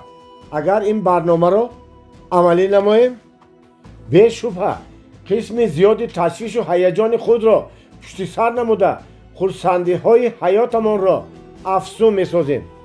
از همین روز سر کرده یکم از همین روز سر کرده من خوشبختم. این چنین معنا دارد که من سخنان لینکلن را بسیار آدمان تا به آن درجه خوشبختند که خواهش رد ناپذیر خوشبخت بودن را دارم سرمشق عمل خود قرار میدیم. خوشبختی در باطن ما محفوظ است. هیچ وقت آن نتیجه تأثیر بیرونه نیست. دوم از همین روز سر کرده کوشش میکنم به حیاتی که مرا احاطه کرده است مطابق شوم. نمیکوشم دیگران را به خواهش خود تابع سازم. عائله‌ام، کارم، شرایط های زندگیم را طوری که آنها هستند قبول میکنم و کوشش میکنم به آنها مساوی باشم. سوم از همین روز سر کرده به ارگانیسم خود اعتبار میدم. هر سحر ورزش میکنم، پاک و تازه میگردم، غذاهای موافق استعمال میکنم، کوشش میکنم با ارگانیسمم یک ذره ضرری نارم تا آن به ماشین تبدیل یابد و تمام طلبهایم را اجرا کند. از همین روز سر کرده من به انکشاف عقلم دقت میدیم. یگان چیز فایده‌ناک را می‌آموزم. در بابت تکمیل عقلی یگان تنبلی نمی‌کنم. هر چیزی را که قوت، اندیشه‌رانی و دقت جلب کنی را طلب می‌کند مورد آموزش قرار می‌دهم. پنجم، از همین روز سر کرده و تکمیلی آداب و معنویاتم دقت می‌دهم. برای این اول 3 کار خوب میکنم. با کسی کار خوب میکنم که خود او نفهمم. 2 کار را اجرا میکنم که به من معقول نیستم. برای مشق طوری که ویلیام جیمز نصیحت میکند. 6م، از همین روز سر کرده به همه من نیکخواه میشوم. هر قدری که امکان دارد نیکی و مهربانی میکنم. لباس میپوشم که به من میزیبد. با آواز پست گپ میزنم. در تحسین دیگران عالی همت میشوم. کوشش میکنم کسی را تنقید نکنم. با کسی نمیجقم. کسی را اصلاح نمیسازم. با کسی فرمان فرمایی نمیکنم. 7م، از همین روز سر کرده کوشش میکنم در داخلی همین روز زندگی نمایم. هیچ وقت جهد نمی کنم که پرابلم های تمام عمرم را یک باره حل سازم. 8م، از همین روز سر کرده من برای تمام کارهایم نقشه معین تهیه می سازم. کارهای هر ساعتم را پیشکی می نویسم. ممکن است نقشه‌ام را پوره اجرا نسازم ولی به هر حال آن را تهیه می سازم. این مرا از 2 ضرر، سراسیمگی و ناقطعیتی رها می سازد. 9م، از همین روز سر کرده نیم ساعت وقتم را تنها و آرامانه می گذارم و می کوشم از همه چیز فارغ باشم. 10م، از همین روز سر کرده ترس و هراس را پوره فرو می نشانم. از خوشبخت بودن، از حلاوت زیبایی، از دوست داشتن نمی ترسم و باور می کنم که آنهایی که من دوستشان می دارم مرا دوست می دارم. اگر خواهید که حالت درستی، تنظیم و حلاوت که آرامی و خوشبختی می آورد پیدا کنید، قاعده یکم را رعایت کنید. هم در اندیشه و هم در رفتار خندانرو و زنده دل باشید و خود را خرسند و خوشبخت حس کنید. باب 13، انتقام ستاندن خیلی قیمت میافتد. چند سال مقدم به من میسر شده بود که باغ ملی یلوستون را تماشا کنم. با دیگر سیاحان در پیش ایوان‌های براحت نشسته به جنگلزار معجزه‌ناک ارچه و سوزنبرگ چشم می‌دوختیم. ناگهان از کیم کجای خرس پیدا شد. او به جای رفتن رفته سرقوط‌های از بالکن یکی از هتل‌های در همان نزدیک پرتافته شده را خوردن گرفت. جنگلبان این را دیده به ما درباره خرس‌ها حکایه‌های جالب کرد. معلوم شد که این خرس‌ها خیلی بقوت بودند و غیر بیزان دیگر به همه حیوانات‌ها غالب می‌آمدند. ولی آن بگاهی دیدیم که خرس به میر موشان اجازت داد که به روشنایی برآید و آنها سرقوط‌ها را به هم دیدند. حالانکه خرس می‌توانست با یک ضربه میر موشان را محو سازد. برای چی این خیل نکرد خرس؟ برای آنکه او از تجربه خود می‌دانست که این عمل قصور خود را نمی‌برد. وقتی ما دشمنان خود را خیلی بد می‌بینیم به اختیار آنها را به بالای سر خود حاکم می‌سازیم. آنها به خواب، اشتها، فشار خون، تندرستی و خوشبختی ما تاثیر می‌رسانند. دشمنان ما اگر دانند که به ما اینقدر تشویش و اضطراب را و ناراحتی را و عذاب می‌آورند، از خرسندی به رقص می‌درآمدند. بد دیدن ما به آنها ضرر نمی‌آورد برعکس زندگی خودمان را تلخ می‌سازد و به دهشت تبدیل می‌دهد. به فکر شما این سخنان را اگر آدمانی کوشش کنند که شما را به منفعت خود استفاده برند، آنها را از حساب دوستان خود خط زنید، ولی کوششی قصاص‌گیری نکنید. کسی کوشش قصاص گرفتن میکند پیش از همه به خودش ضرر میرساند. کی گفته؟ البته بسیاری ها گمان میکنند که شاید این سخنان یگان حاکم معروف است. نه، این سخنان از ورقه گرفته شده است که اپراولین پلیسی شهری میلواکی پهن کرده بود. خوش، کوشش قصد گرفتن چی ضرر میآورد؟ این از چند جهت خفناک است. طور در یک مقاله مجله لایف شرح میدهند این حتی میتواند به تندرستی شما ضرر آورد. در مقاله چنین میآید: خصوصیت اساسی آدمان بیماری گرفتار فشار بلند خون این کینه‌جویی آنهاست. وقتی که کینه‌جویی کهنه می شود، کس را به هیپرتونیا و بیماری های دل گرفتار می کند. از این را باور دارم وقتی عیسی گفت که دشمنان خود را دوست دارید، این تنها تبلیغ پرینسیپ های اخلاقی نه، بلکه تبلیغ اساس های طبی عصری 20 هم به حساب می رود. سخنان عیسی 7 کرات 70 بار ببخشید باشند شما را از تمام بیماری های دل، فشار بلند خون، زخم معده و غیره ها نجات میدهد. یک شناسی من به کسری شدتناک دل گرفتار شده بود. دکتر به او طبابت بستری تعیین نموده فرمود که به هیچ وجه گیزلگی نکند. دکتران میدانند که اگر دل شما سست باشد، قهر و غضب ممکن است حتی باعث مرگ شود.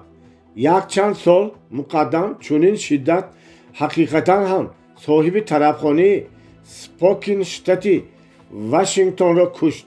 در بالای میز کاری من مکتوب جری سوآر تو سردار پلیسی سپاکون میستد که در آن گفته شده است یک چند سال مقدم ویلیام فالکر بری این 68 ساله صاحب طرفخانه در سکوپو نزان که آشپز خواست است با پیاله او قهوه نوشد به غضب آمده فوتید. فالکر بری چنان به غضب آمده بود که تفنگچه را گرفته از پشت آشپز پیش کرده است و دلش کفیده است. وقتی او وفات کرده بود تفنگچه را همانا در دست میفشد. موافق نشانداد مفتش از غضب سبب مرگ او شده است. وقتی عیسی گفت دشمنان خود را دوست دارید، او در یک وقت به ما فهمانده میخواست که به صورت ظاهری خود هم باید دقت دهیم. اینجا گپ است. من زنان را میدانم، واقعا شما هم همین خیل زنها را میدانید که روی آنها پر از آژنگ بوده. از پیوست ifade کردن بدبینی و نارضایی نافاران و از بدکینگی بی‌زیب شدند. یگان تدبیر کسمتیکی دنیا نمیتواند که نصف آن حسن زیبایی و لطافتی را که دل از عالی همتی، لطف و مهربانی و محبت سرشار و زیبا میبخشد برقرار نماید. بدبینی حتی امکانیت نمیدهد که ما مزه خوراک را حس کنیم. در بیبلیا گفته شده است بگذار خوراک علف باشد و در پهلویش محبت، نه گوشت سیروغن و همراهش بدبینی. دشمنان ما از خرسندی دست به هم می آسایند. اگر دانند که آنها را بد دیدن ما را بیمدار می سازد، عذاب می دهد، نمود ظاهری ما را بی‌زیب می سازد، دلمان را دردمند و عمرمان را کوتاه می سازد. آیا همین خیل نیست؟ اگر ما دشمنان خود را دوست داشته نتوانیم، بیایید اقلا خود را دوست داریم. اقلا همان قدر دوست داریم که به دشمنانمان امکانیت ندهیم که кайфиятамонро идора созам, ба саломатиамон зарар ва ба намуди зоҳириамон осеб нарасонам. тавре Шекспир гуфтааст, барои сӯзондани душманони худ алови бисёр накунед. мабодо дар он худатонро напартоям. вақте Исо гуфт ки мо душманони худро бояд 7 карат 70 бор бубахшем, ӯ ақли солимро таблиғ кард. бароятон мисоли зеринро меорам. дар пеши ман мактуби Георг Рона истодааст, ки он аз Шветсия омадааст. солҳои дароз Георг Рона адвокат буд ва дар Вена зиндагонӣ мекард, вале ҳангоми ҷанги ҷаҳонӣ ӯ ба Шветсия фирор кард. пул надошт. аз он хотир ки якчанд забонро медонист, умед дошт дар ягон фирма чун мухбир ба кор дарояд. бисёриҳо ваъда медоданд, вале амалӣ шудани ваъдаҳо дур буд. соҳиби як фирма ба ӯ ҷавоби зеринро навишт: шумо тасаввуроти нодуруст доред, ки фирмаи ман ба чӣ кор машғул аст. ба назарам шумо одами хеле нодону нофаҳмед.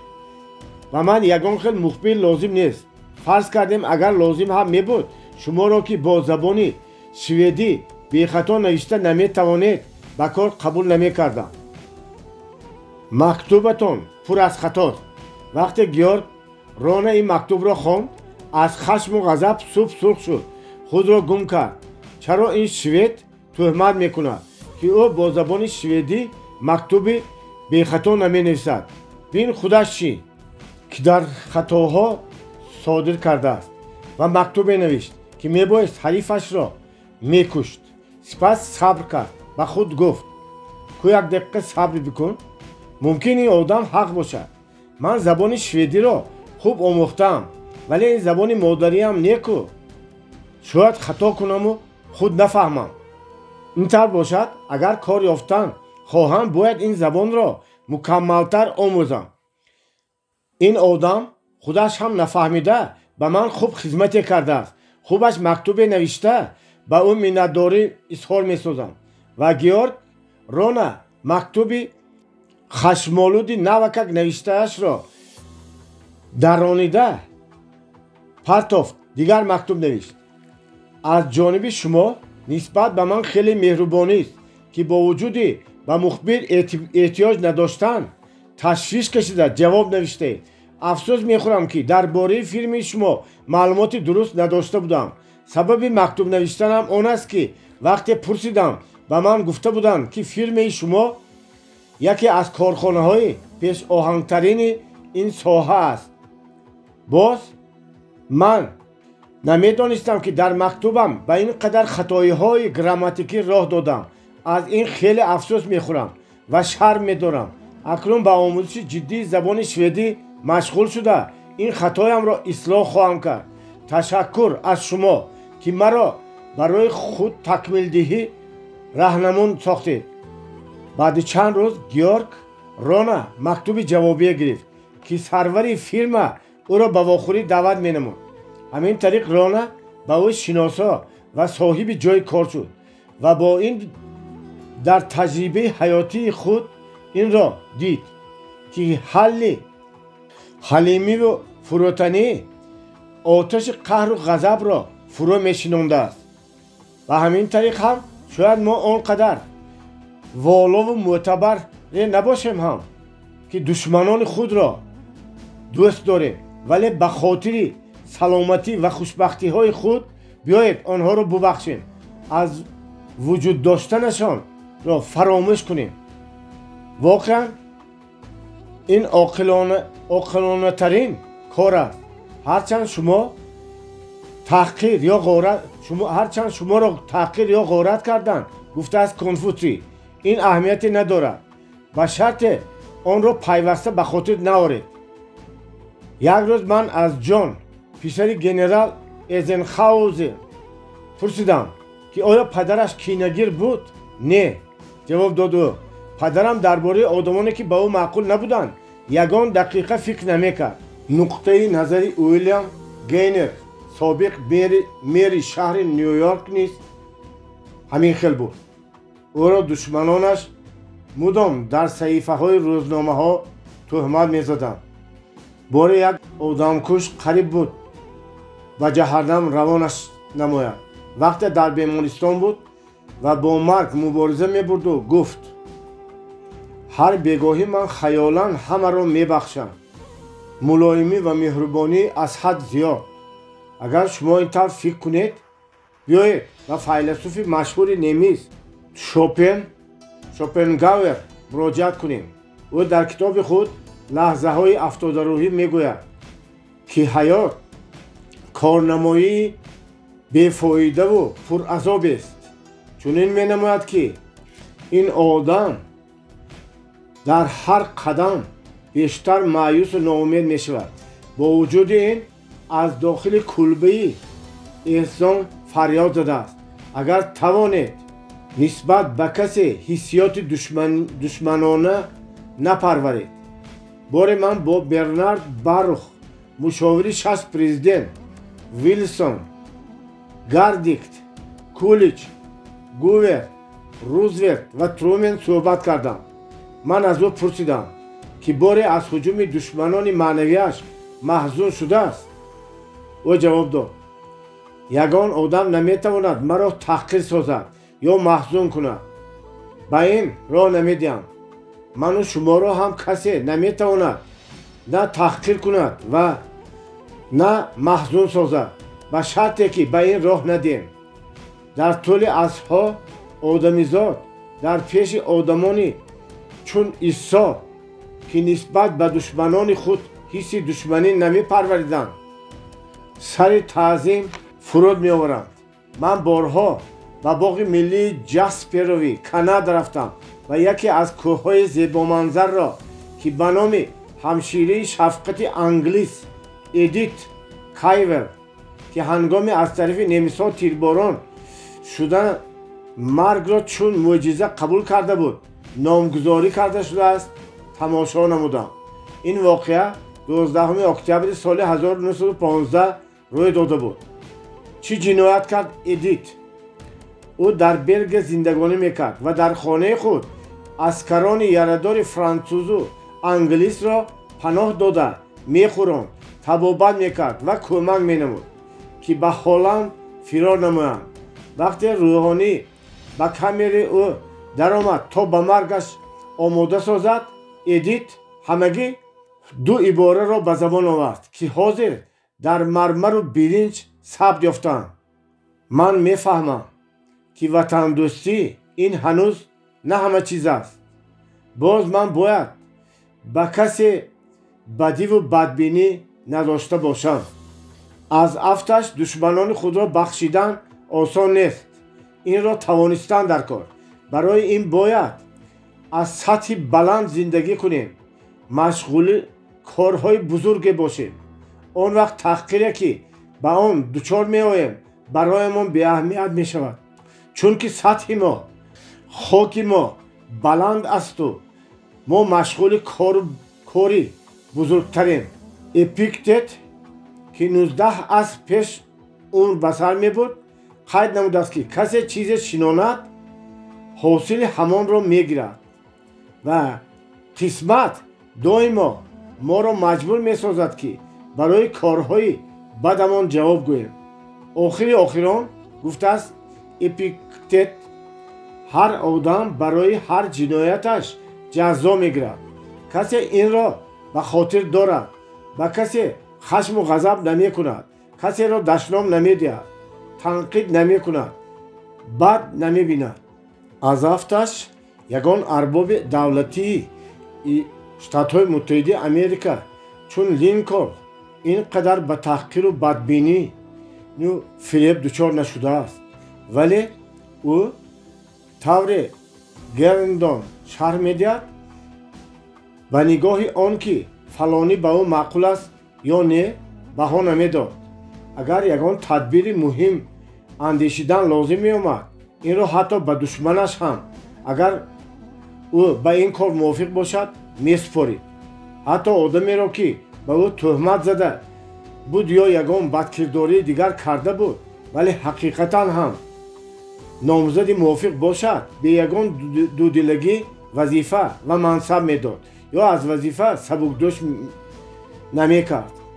линкольнро ҳатто гоҳи онҳое ҳам ки дар ҳукумати ӯ вазифаҳои баландро ишғол мекарданд мисли маклеллан, стюарт, стевен ва чейз президентро гунаҳкор мекарданд ва таҳқир менамуданд. вале тавре гердон адвокати Линкольн шаҳодат медиҳад, ӯ чунон мешумурд ки ягон шахсро барои он ки фалон корро кард ё не набояд на таъриф кард на танқид, чунки ҳамаи мо хоҳ нохоҳ ба таъсири шароити муҳити атроф, донишу маърифат, хуву хислат ва хусусиятҳои ҷинсӣ тобеем. ана ҳамин омилҳо одамро ташаккул медиҳанд ва ӯро тавре мекунанд ки ҳаст ва мемонад. мумкин аст Линкольн ҳақ буд. агар шумо ва ман хусусиятҳои ҷисмонӣ, рӯҳӣ ва ҳиссиеро мерос гирифта бошем ки душманонамон низ мерос гирифтаанд, агар ҳаёти мову онҳо якранг бошанд, агар мову онҳо ба ҳаёт ва атроф якхела муносибат медоштем, аниқ ба ҳам монанд мебудем. тавре Кларенс Дорро гуфтааст: ҳама чизро донистан, яъне ҳама чизро фаҳмидан ва барои айбу гуноҳ ҷустан ҷо намондааст. аз ин хотир ҳам ба ҷои он ки душманонамонро бад бинем, биёед ба онҳо раҳм кунем ва худоро ҳазор бор шукрона кунем ки моро мисли онҳо наофаридааст. ба ҷои таънаву мазаммат кардан ва интиқомстондан бояд онҳоро дуруст бифаҳмем, дилсӯзӣ зоҳир намоем, ба кӯмакашон омода бошем, бубахшем ва дар ҳаққашон некиҳо кунем. инак барои ба ҳолати танзими кайфияте ки ба шумо оромию ботинӣ ва хушбахтӣ меорад ноил шавед, қоидаи сеюмро ба хотир оред. ягон вақт кӯшиш накунед ки аз душманатон интиқом стонед, чунки бо ин барои худ зарари калоне меоред. биёед мисли генерал Эйзенхауэр рафтор созем. ҳеҷ вақт дар бораи он одамоне ки ба мо маъқул нестанд фикр накунем. боби 14. агар ин корро кунед, ҳеҷ вақт аз ношукрии дигарон андӯҳгин намешавед. чанд сол пеш дар Техас ман ба шахсе шинос шудам ки аз қаҳру ғазаб худро гум карда буд. маро пешакӣ огоҳ карда буданд ки баъди 5 дақиқаи шиносоӣ ӯ ҳатман дар бобати сабаби қаҳру ғазабаш ҳикоя мекунад. ҳамин тавр ҳам шуд. воқеае ки сабаби қаҳру ғазаби ӯ шудааст 11 моҳ пештар ба вуқӯъ омада буд, вале ӯ ҳанӯз ҳам ба худ омада наметавонист. инчунин ғайр аз ин дар бораи ягон чизи дигар ҳам гап задан наметавонист. ин одам барои коргарони фирмааш дар ҳаҷми $10,000 тӯҳфаи солинавӣ харид, ки ин ба ҳисоби миёна ба ҳар кадоми онҳо $300 рост меомад. онҳо тӯҳфаҳоро гирифтанд, вале касе раҳмате нагуфтааст. афсӯс, сад афсӯс. дар обу оташ сӯхта мегуфт ӯ. медонистам ки ин хел мешавад. 1 центро ҳам хароҷот намекардам. одами бадҷаҳл, мегӯяд Конфутсий, зарфи пур аз заҳр аст. ин одам чун пурзаҳр буд ки тавре ки ташкилотҳои оморӣ ҳисоб карда баромадааст, зиёди зиёд агар худо умраш диҳад 14 ё 15 соли дигарро дар олам мемонд. вале аз ин 1 солашро аллакай дар ҷӯши қаҳру ғазаб аз воқеае ки бебозгашт сипарӣ шудааст гузаронид. ана барои чӣ дилам сӯхт ба ӯ. ба ҷои ин қаҳру ғазаб ва раҳмоварии одамонро нисбат ба худаш бедор кардан, мебоист аз худ мепурсид ки чаро ин амали ӯ аз тарафи одамонаш, кормандонаш боиси миннатдорӣ нагашт. мумкин ӯ коргаронашро моҳонаи кам дода маҷбур карда буд ки аз 118 соати муқаррарӣ зиёдтар кор кунанд ва онҳо тӯҳфаи солинавиро на чун тӯҳфа, балки чун моҳона қабул намуданд. ممکن او از حد زیاد کلانگری میکرد و کارگران جرأت نکردند یا لازم ندونستند که منتداری اظهار نمایند. بر زمین شاید خادمان او آدمان خودپسند یا اینکه تربیت نادیده باشند. اینش هم ممکن است. خلاصه من هم در همین باره از شمایان زیادتر چیزی نمیدانم، ولی دکتر ساموئل جانسون گفته است منتداری اظهار نمودن نشانه سطح بلند انکشاف اخلاقی آدم است. شما آن را از آدمان بی تربیت هرگز انتظار نشوید و شما فهماندن میخواهم که این آدم خطایی عادی کرد که انتظاری منتداری شد. از همین هم معلوم که او طبیعت آدمی را نمیدانسته است. اگر آدم را از مرگ نجات دهید مگر انتظاری منتداری اظهار کردن او میشوید. شاید بعضی ها همین طور هم کنند، ولی ساموئل لیبوفت که تا سوده انتخاب شدنش چون ادوکات معروف بود و 78 آدم را از کرسی جنایتی نجات داد، هیچ وقت منتداری را انتظار نمیشد.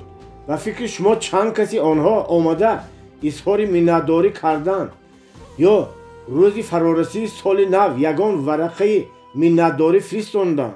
چند نفرشان کنی یابید؟ بله، یگان کسی آنها. عیسی در یک روز 10 مخاو را تبابت کرد، ولی تنها یک نفر آنها قفا برگشته اظهار منتداری کردند. می توانید در این باره از کتاب انجیل مطالعه کنید.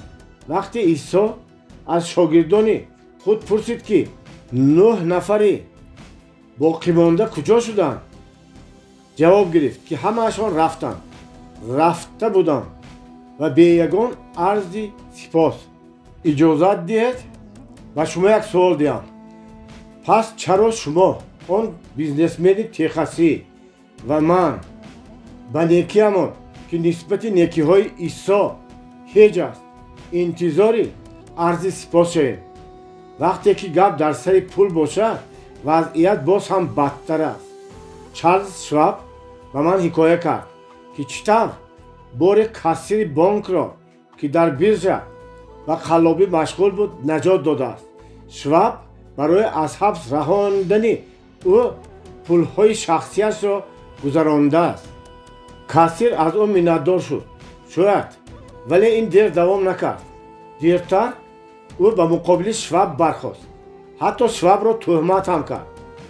تهمت کرد آدمی را، شخصی را که جانش را از حبس رهانیده بود. اگر شما به یکی از خویشاوندانتان میلیون دلار دهید آیا او منتدار می شود؟ اندری کارنگی عیناً همین طور کرد. او به یک خویشش میلیون دلار میراث گذاشت. ولی فرض کردیم اگر امروز اندری کارنگی زنده میشد، از گور بیرون میبرامد و میدید میشونید که اون خویشش به او لعنت میخوند، انیق به دهشت میافتاد. برای چی؟ برای آنکه موسفید 365 میلیون را به مؤسسه های خیریه بخشیده است و به او طور به خود خویشش ifade می نماید. 1 میلیونه که ناچیزه که میراث مانده است. انا همین خیر از کار طبیعت آدمی خیلی مرکب بوده. خدا میداند که در طول عمر دیگر شود. پس چرا آن را همون طوری که هست قبول نسازیم؟ پس چرا به این همه مثل مارک اورلی از خردمندترین سروران امپری ریم انسان دوستانه مناسبت نکنیم؟ او در یک جای روزنامه‌اش نوشته است: امروز من با آدمان واخوردم که گپی بسیار میگویند، پرره به خود باوری دارند، خودپرستند، ناشکرند، ولی این مرا حیران و ناآرام نمیسازد، چون که دنیا را با این خیلی آدمان هم تصور کردن ممکن نیست. این سخنان با عقلانند، همین طور نه. عیب در چیست که ما دائما درباره ناشکری غرغر میکنیم؟ عیب طبیعت آدمی یا آن را نفهمیدن ما؟ مگر خوب نیست که از عرض سپاس را منتظر نشویم. آن وقت کسی ناگهان سپاسگزاری کند بگذار این برایمان چنان حادثه غیر مقرری و مرغوب قرار گیرد. اگر آن را نشنویم هم نباید محزون شویم.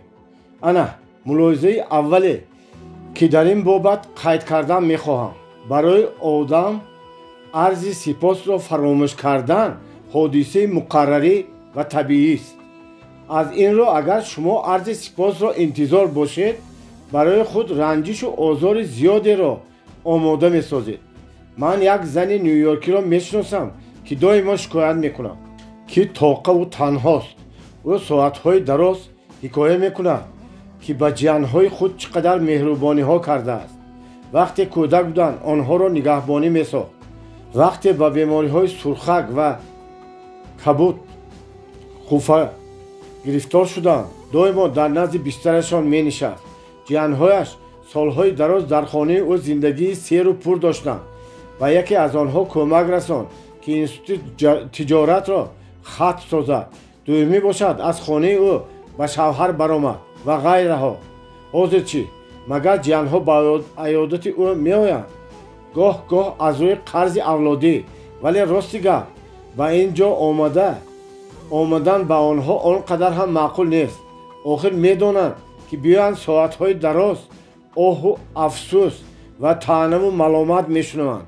بعد وقتی که کمپیر نمیتواند که با این به گمان خود او دقت جانهایش را جلب نماید دردش خروج میکند.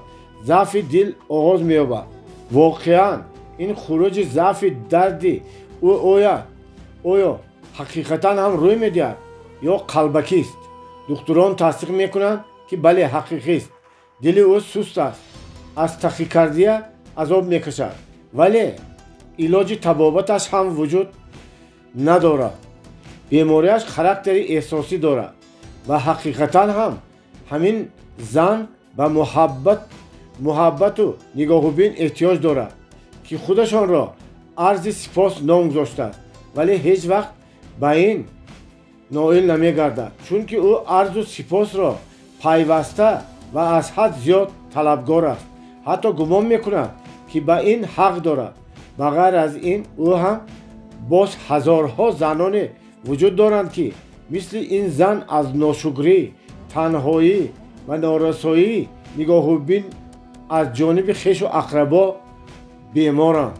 آنها هم تشنه محبتند ولی در این دنیا تنها یک واسطه به محبت مشرف شدن وجود دارد. آن را از حد زیاد طلب نکردن بلکه دیگران را دوست داشتن و به دیگران نیکی کردن. ولی بر ضمن این هیچگاه امیدوار عرض سپاس نشدن. این اندیشه ها هرگز هوایی نیستند بلکه از عقل سالم برمی آیند. باور کنید این واسطه اساسی به خوشبختی که ما و شما در آرزویش هستیم نائل شدن است. شخصا من این راه را خیلی خوب میدانم. دارایی و در عائله ما همین خیل بود. پدر و مادر من با دل گشاد به دیگران کمک میکردند. آنقدر به دولت هم نبودیم. پیوسته قرضدار میشدیم. با وجود این والدانم هر سال یک مبلغ دریافت کرده به صغیرخانه های کاونسیل بلافسی شتات ایووا میفرستاندند. خود آنها باری هم به صغیرخانه نرفته بودند و از این رو غیر مکتوب کسی به آنها عرض سپاس نکرده است. با وجود این آنها مکافات بزرگ میگرفتند و کودکان بیپرستار کمک رسانده خرسندی بیپایان حس میکردند و هیچ وقت محتاجی یا انتظاری عرض سپاس هم نبودند. وقتی که من از خانه رفتم هر سال به والدینم یک مقدار پول میفرستادم که برای خود یگان چیزی معقولشان را بخرند ولی خیلی کم به وقوع میپیوست که آنها این پول را برای خود صرف کنند. وقتی به خانه می آمدم پدرم میگفت که به پول فرستادت برای یک بیوه سرفرزند کمبغل انگشت خریده داده است. چقدر خرسندی حس میکردند والدان من از این کمک رساندهشان و خرسندی از آن که بخشیدن و در جواب چیزی را интизор ҳам нестанд. ман пурра боварӣ дорам ки падари ман ба одамони идеалӣ ки Арасту офаридааст, одаме ки ба хушбахтӣ ҳуқуқ дорад, пурра мувофиқ аст. одами идеалӣ гуфтааст Арасту аз он хурсандӣ ҳис мекунад ки ба дигарон некиву эҳсон мекунад, вале шарм медорад ки аз дигарон некиву эҳсон қабул намояд. табиати волову олӣ некӣ эҷод мекунаду табиати паст онро қабул. дуюмин мулоҳизае ки ман қайд кардан мехоҳам ҳамин аст. агар мо хоҳем хушбахт бошем, биёед дар бораи сипосу носипосӣ фикр накунем, балки нек бошему накӯкорӣ кунем барои хурсандии ботинии худ ки дар ин ҳангом ҳис мекунем. даҳҳо ҳазор сол боз волидон рӯву мӯ мекунанд ки фарзандони онҳо носипос баромадаанд, вале барои чӣ фарзандон носипос набароянд вақте ки мо дар онҳо ин ҳиссиётро тарбия намекунем? носипосӣ чун алафи бегона мебошад. хоҳем ҳам нахоҳем ҳам рӯ мезанад, нашъунамо мекунад, панҷа мекашад. шукру сипос бошад чун гули садбарг аст. нигоҳубину парваришро талаб дорад. агар фарзанди мо ношукру носипос бошад, ба ин кӣ гунаҳкор аст? агар мо наомӯзонда бошем ки ба дигарон дар ҷавоби ҳар некияшон арзи миннатдорӣ кунанд, магар ба худи мо сипосгузор мешаванд онҳо? ман як одамро аз Чикаго мешиносам ки ҳақиқатан сабаби норизоӣ аз фарзандони o'gay худро дорад. ӯ дар фабрикаи қуттисозӣ кор мекунад.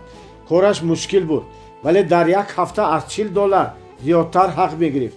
ба зани беваи хонадор шуд ва ҳамсараш ӯро розӣ кунон ки барои дар коллеҷ таҳсил кардани ду фарзанди аз шавҳари аввал будааш пул қарз гирад. акнун зиндагӣ барои ин одам боз ҳам мушкилтар шуд ва дигар лозим меомад ки рӯзу шаб миён хам намуда меҳнат кунад. ягон кас миннатдор шуд аз ӯ? не. ба андешаи ман зани ин ҳамаро ҳодисаи ногузир ва муқаррарӣ қабул намуду фарзандони ӯ низ онҳоро ягон вақт ба гӯши хотир ҳам наомад ки аз падарандари худ қарз доранд. дар бораи арзи сипос ку ҳа гап ҳам намеравад. ба ин кӣ гунаҳкор? бачаҳо албатта, вале аз онҳо дида модарашон бештар гунаҳкор аст. ба ӯ ҳаёти ҷавонони ояндаро ба ҳиссиёти қарздорӣ халалдор сохта кори паст намуд. аз ин сабаб ягон вақт ба сараш фикре наомад ки гӯяд падарандари шумо аҷаб одами олиҳиммат аст. ӯ кӯмак кард ки шумо дар коллеҷ хонда маълумот гиред. ба ҷои ин ӯ дигар хел ақида дошт. фақат ҳамин қадар кор тавонист кардан. ба ӯ чунин менамуд ки фарзандонашро ҳифз кард. дар ҳақиқат бошад дар онҳо муносибати хатарнокеро ба ҳаёт тарбия намуд, тавре ки гӯё тамоми дунё аз онҳо қарздор бошанд. ва ин идеяи хавфнок яке аз фарзандони ӯро ба фалокат дучор намуд. ӯ аз хоҷаини худ қарз гирифта оқибат ҳабс шуд. мо бояд фаромӯш накунем ки аксар вақт фарзандони мо ҳамон хеле мешаванд ки мо онҳоро тарбия мекунему ташаккул медиҳем. масалан холаи ман Виола Александр мисоли барҷастаи заноне ҳаст ки асоси аз носипосии фарзандон шикоят кардан надошт. вақте ман ҳанӯз кӯдак будам медидам ки Виола модари худро сарпаноҳ дод, нигоҳубину дӯстдорӣ мекард. ӯ нисбат ба хушдоманаш ҳам ҳамин хел рафтору муносибати хубе дошт. чашмонамро мепӯшаму гузаштаро пеши назарам меояд. он ду кампиракро мебинам ки дар хонаи Виола нишаста гарму ҷӯшона чахчах доранд. онҳо ташвиши холаамро зиёд мекарданд. бешубҳа. вале Виола сир бой намедод. ӯ ҳарду кампиракро дӯст медошт. ҳатто эрка ҳам мекард. онҳо низ худро дар ин ҷо хеле бароҳат ҳис мекарданд. холаам Виола бо вуҷуди он ки худ 6 фарзанд дошт, ин ду кампиракро хуб нигоҳубин мекард ва ягон вақт ба гӯши хотир ҳам намеовард ки ягон кори фавқулодае мекунад. аз интизори подош ҳам набуд. ӯ куҷост? холаи Виола зиёда аз 20 сол мешавад ки ӯ бева мондааст. 5 фарзандаш хона доранду алоҳида зиндагонӣ мекунанд, вале ҳар кадом бетоқатона интизори ӯянд. пайваста даъваташ мекунанд ки биё модарҷон бо мо зиндагӣ бикун. кӯдакону набераҳояш хеле дӯсташ медоранд, мехоҳанд ки доимо дар паҳлӯи ӯ бошанд. ин ҳама магар арзи сипос аст? не, ҳеҷ вақт. ба онҳо муҳаббати самимӣ раҳнамоӣ мекунад. онҳо дар муҳити гарму хеле самимӣ ба воя расиданд. барои ҳамин ҳам тамоман табиист ки нисбати модари худ муҳаббати ҷавобӣ зоҳир месозанд.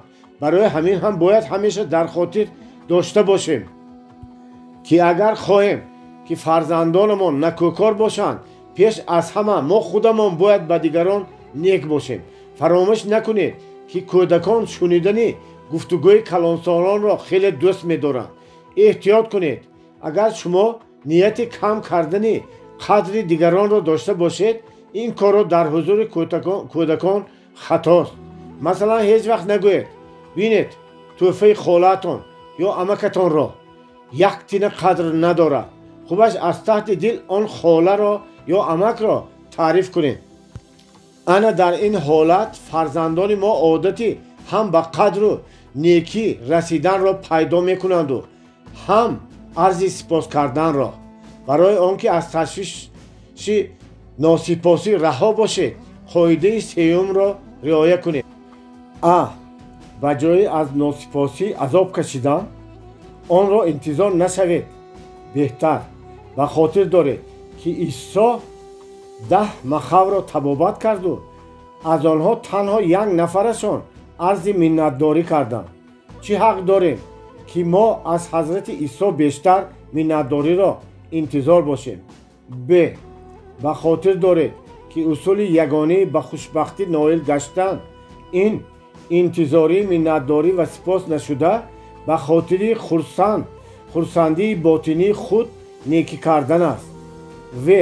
ба хотир доред ки сипосгузор будан ин хислатест ки онро тарбия бояд кард. агар хоҳем ки фарзандони мо сипосгузор бошанд, мо бояд инро ба онҳо омӯзонем. боби 15. чизе ки доред ба $1,000,000 мефурӯшед. солҳост ки ман Геролд Эбботро мешиносам.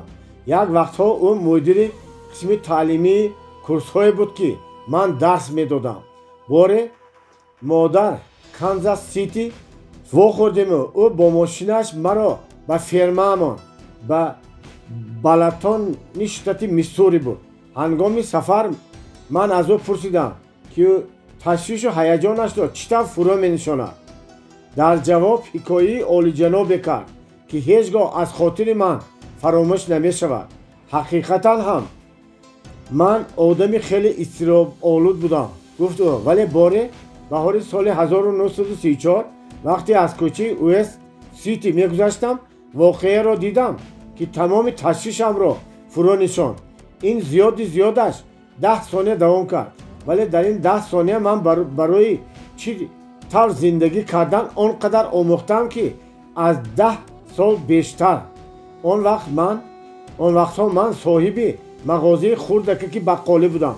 вале на танҳо тамоми маблағи ҷамъовардамро аз даст додам, балки қарздор ҳам шуда будаму ва аз рӯи ҳисоби ҳамин қарзамро ками дар кам дар 7 сол адо кардан наметавонистам. ҳамон рӯз рӯзи шанбе буд. ман мағозаро тамоман баста ҳозир ба бонк равона будам ки боз қарз гирифта роҳкиро кунаму ба Канзас Сити ба ҷустуҷӯи кор равам. он лаҳза ба одами мурда зиндае шабоҳат доштам. бовариро аз ҳаёт ва маҳорати барои зиндагӣ мубориза бурданро дигар аз даст дода будам. ногаҳон аз пешам одаме баромад ки ҳар ду пояш набуд. ба аробача нишаста او با قوه چوب‌های چهارتراشه که در دست داشت به پیش حرکت میکرد. من به او وقتی واخوردم که او کوچه را عبور کرده نیت داشت که چند سانتیمتر بلند شده به راه پیاده‌گرد براید. همین وقت نگاه‌های ما به هم برخوردند. او جانب من نگریسته تبسم میکرد، تبسم خرسندانه. صبح مبارک جناب، گفت او. عجایب روزی دلپذیره، همین طور نه؟ به او نگریسته ناگهان حس کردم که چگونه بایگری بزرگی را دارایم. دو پا دارم، راه گشته میتوانم. خود از خود شرم داشتم که چند لحظه پیش دلم به حالم میسوخت.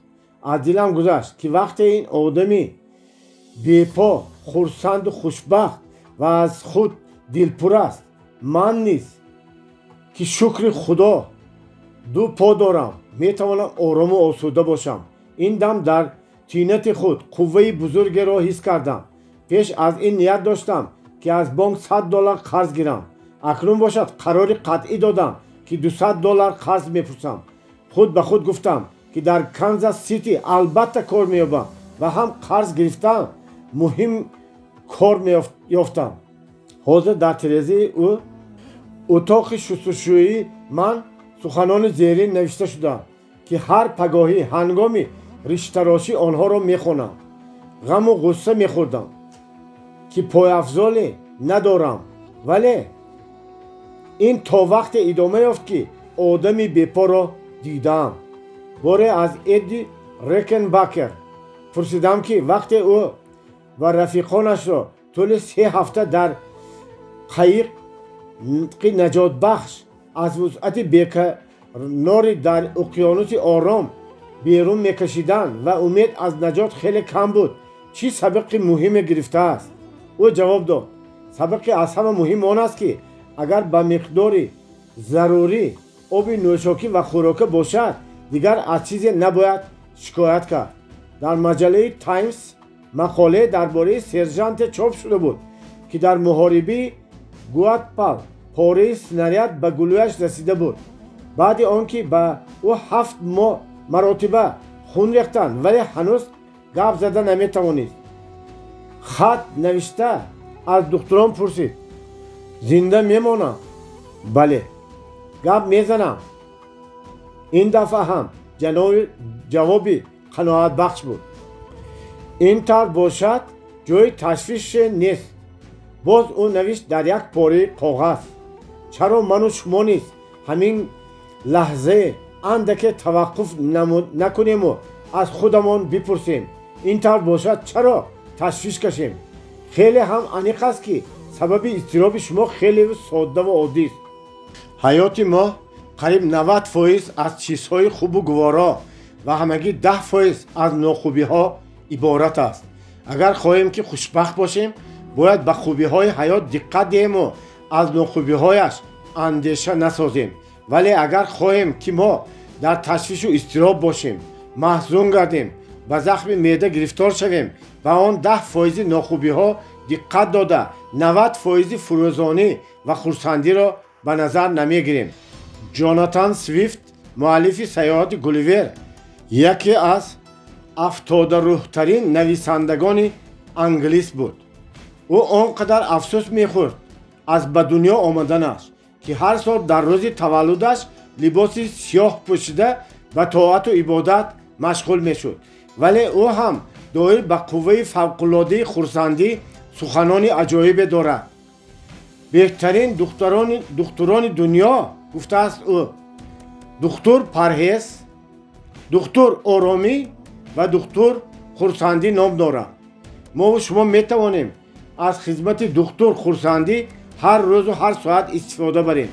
اگر دقتمان را مدام به بایگری به انتهایی که داریم جلب سازیم، این بایگری ما قیمتتر از گنجینه افسانوی علی باباست. آیا شما چشمانتان را با نرخ $1,000,000 میفروشید؟ پایهایتان را چی؟ و آنها چقدر نرخ ماندنیت؟ برای دست، برای شنوایی چی؟ آیا برای شما قیمتن؟ فرزندانتان یا ارزان؟ زنتان چی؟ خیالان تمام این ثروت و دارایی‌تان را جمع آورید و فهمید که یکی از آنها را با تمام بایگری راکفلر، فورد و مورگان که یک جایه کرده شوند نخواهد داد. آیا ما به قدر همه این میرسیم؟ البته نه. طور شوپنهاور گفته است ما درباره آن چی که داریم خیلی کم فکر میکنیم، ولی بیشتر از آن چی که نداریم به اضطراب میآییم. حقیقتا هم تمایلی کم فکر کردن از آن چیزی که داریم و تشویش کشیدن از آن چیزی که نداریم در دنیا فاجعه عظیمی شده است و انیق است که این فاجعه نسبت به جنگ و بیماری های دهشتناک به انسانیت بیشتر بدبختی آورده است. در نتیجه چنین مناسبت به حیات شناس من جان پالمر قریب بود از جوانمرد عالی جناب به جلاجین زقاق تبدیل یابد. خود او در این باره به من حکایه کرد. بعد بازگشت از عسکری گفت کارخانه شخصی شدم. شب و روز کار میکردم. اول همه کارم خوب بود، ولی دیرتر فهمیدم مرا دشواری های زیادی در پیش بوده است. یافتن دیتل و متل های در کاری طرف مشکل تر می شد. با تدریج اکنون می ترسیدم که کارخانه‌ام را بستن لازم می شود. چنان با تشویش و اضطراب افتادم که از جوانمرد عالی جناب قریب بود به جلاجین زقاق تبدیل یابم. بعد خشم و گیزله می شدم، ولی این را خودم حس نمی کردم. حاضر اکنون می فهمم که باعث این سبب قریب بود از زنم و خانه و درم محروم شوم. ولی یک روز یک جوانی مجروح جنگ که در کارخانه من کار میکرد گفت جان شرم نمیداری؟ همیشه رفتار میکنی که گویا در این دنیا تنها به یک تو دشوار باشد. فرض کردیم یک چند مدت لازم میاد که تو کارخانه‌ات رو بندی. خیلی چی؟ وضعیت خوب شود باز آنو میکشوی. امکانیت های کلان داری ولی کار دائما غرغر کنی. به من نگاه بکن. یک دستم نیست، یک پره رویم از زخم تیر چوتور. با وجود همه این نه از چیز شکایت دارم. تشویش و اضطراب را بس نکنی. نه تنها کارخانه بلکه سلامتی عائله و دوستانت را هم از دست میدهی. این تنقید او به من اثر کرد. مرا وادار ساخت که به قدر هر آنچه که دارم برسم و تنها بعد این به خود آمدم. دیگر شناسم لوسیل بلیک در سرحد صدمه روحانی بود. پیش از آن که یاد بگیرد از آن چیزی که دارد خرسند شود و از چیزی که ندارد تشویش نکشد. من و لوسیل یک جای در فاکولته ژورنالیستیک یونیورسیته کلمبیا تحصیل کردیم. بعد ختم یونیورسیته در توسون شتات اریزونا یک سال در حالت خیلی شدید هیجان روحی زندگی کرده. خودش این طرح حکایه میکنه. در اول در گرداب حادثه و واقعه های بودم. ارگنون می نماختم. درونی یونیورسیته شتات اریزونا درس موسیقی می دادم. بیگاهی ها برقص میرفتم. اسب سواری را می آموختم. ولی یک پگاهی ناگهان حس نمودم که از جایم خسته نمیتوانم. دل و شما لازم میاد که یک سال از جای نخیزید، گفت دکتر. اینچنین در این مدت آرامی کامل. با وجود این من حس نمی کردم که من یک بار دیگر تندرست می شوم. یک سال طولانی در جایگاه و بعد این هم یک اون معیوب بودن یا حتی مردن. برای چی حتما من باید به این گرفتار می شدم؟ چی گناه صادر کردم؟ از درد و الم می گریستم. به هر حال فرمان دکتر را اجرا کرده و به جای خواب در آمدم. همسایم رسام جناب رودولف به من گفت حاضر به نظرت می نمید که یک سال را در جای خواب گذراندن فاجعه است. در حقیقت باشد این خیلی نیست. این مدت شما وقت می یابید که اندیشه کنید و خود را شناسید. در یک چند ماه شما از جهت معنوی آنقدر کمالات می یابید که برابر تمام عمر سپری گشت شده تان. بعد گفته او خیلی آرام گرفتم و کوشش کردم ва вазъият дуруст баҳо диҳам. Китобҳо ёфта мехондам, ки асрор ки касро рӯҳбаланд месохтанд. Як рӯз бо радио чунин суханонро шунидам: шумо фақат он чизеро изҳор карда метавонед, ки дар тафаккуратон он мавҷуд аст. пештар ҳам ман суханони ба ин монандро шунида будам, вале ба маънояш акнун сарфаҳм мерафтам. баъди ин акнун қарор додам фақат дар бораи он чизҳое фикр кунам, ки ба зиндагӣ кӯмак мерасонанд, дар бораи хурсандиҳоям, дар бораи хушбахтӣ ва ғайра. ҳар пагоҳӣ вақте аз хоб бедор мешудам, худро маҷбур мекардам чизҳоеро ба ёд биёрам, ки ба хотири онҳо бояд аз тақдирам миннатдор бошам. дар бораи он меандешидам, ки ҳозир ягон ҷоям дард намекунад. духтари нозанине дорам, қувваи ҳофизаӣ ва босираи нағзам ҳастанд. биё бин, радио аҷоиб мусиқии олиҷанобе мешунавонад. вақти зиёди китобхонӣ дорам, хурду хӯрокам ҳам хуб аст. дӯстони зиёде пешам меоянд. аз он омон ҳоло 9 сол гузаштааст ва ман ҳаёти хеле мукаммале мегузаронам. аз он соле ки онро дар бистар гузарондам хеле миннатдорам. ин соли хеле муфиди умри ман буд. дар Аризона маҳз ин сол ман дар худ одати пайдо кунондам, ки хушиҳои ҳаётамро ба хотир биёрам. ин одат як умрӣ бо ман монд ва он ганҷинаи қиматбаҳотариneст, ки ҳаётам бароям бахшидааст. гоҳо ҳатто шарм медорам аз он ки зиндагиро вақте омӯхтам, ки аз мурдан ҳарос доштам. люсли азизи ман, мумкин ба шумо маълум бошад, ки ин сабақро доктор Самюэл Ҷонсон 200 сол пеш аз худ карда буд. тарафи мусбии ҳар ҳодисаро дарк кардан, гуфта буд ӯ, қиматтар аз он аст ки ҳар сол 1000 фунт биёбӣ.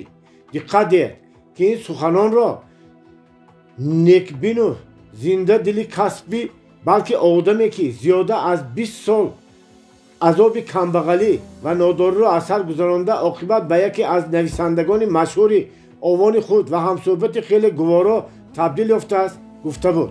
логан пирсел смит дар чанд сухан таъбири хеле хиратмандонае изҳор намудааст. дар ҳаёт дар назди худ бояд ду мақсад гузошт. якумаш ба амал татбиқ намудани нияте ки доред. дуввум аз чизи ба даст оварда хурсандӣ карда тавонистан.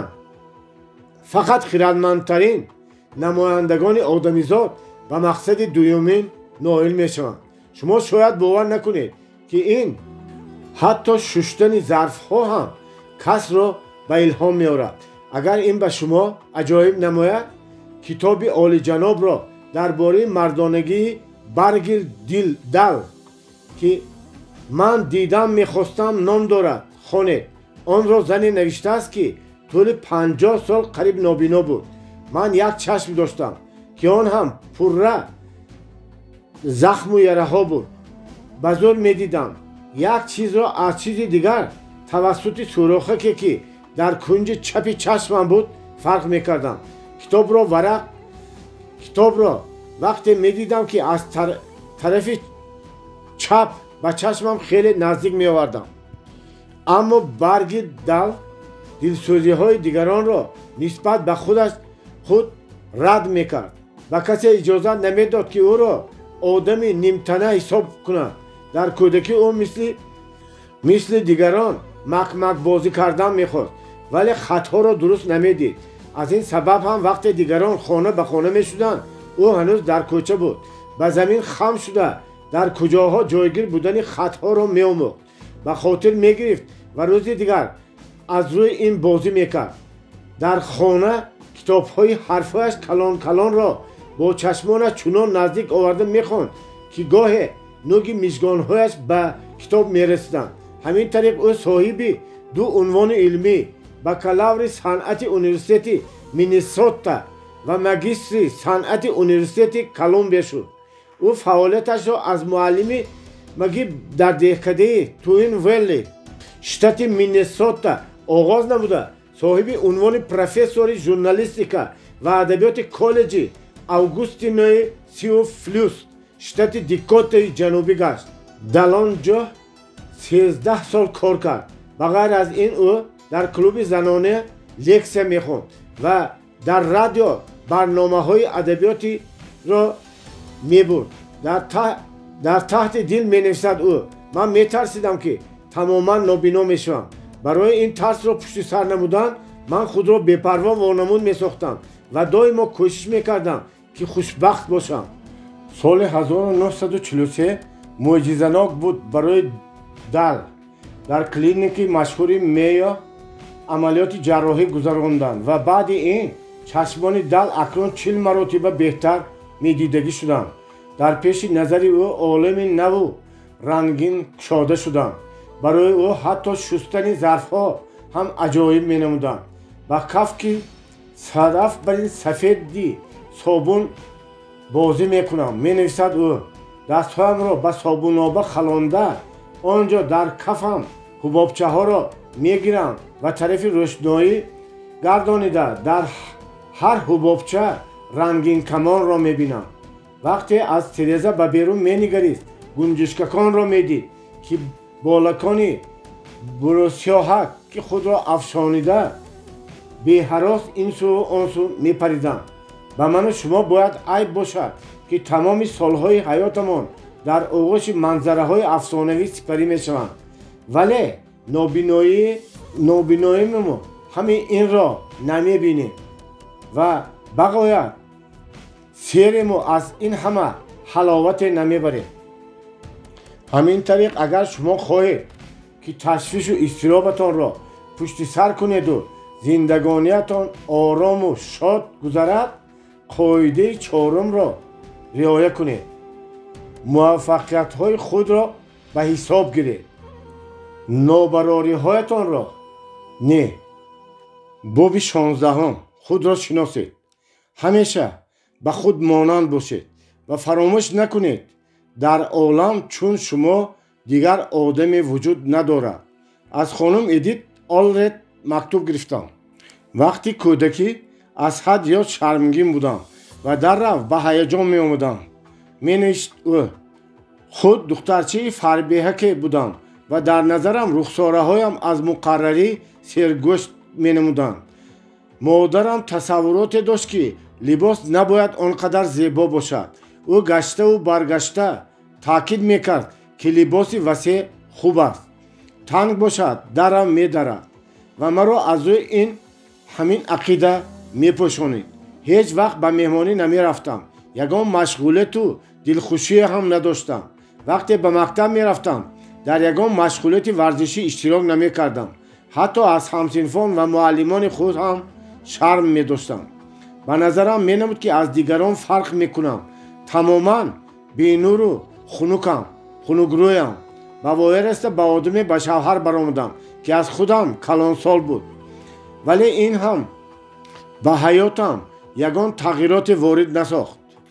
хешу табори шавҳарам одамони ороми ба худ боваридоштае буданд.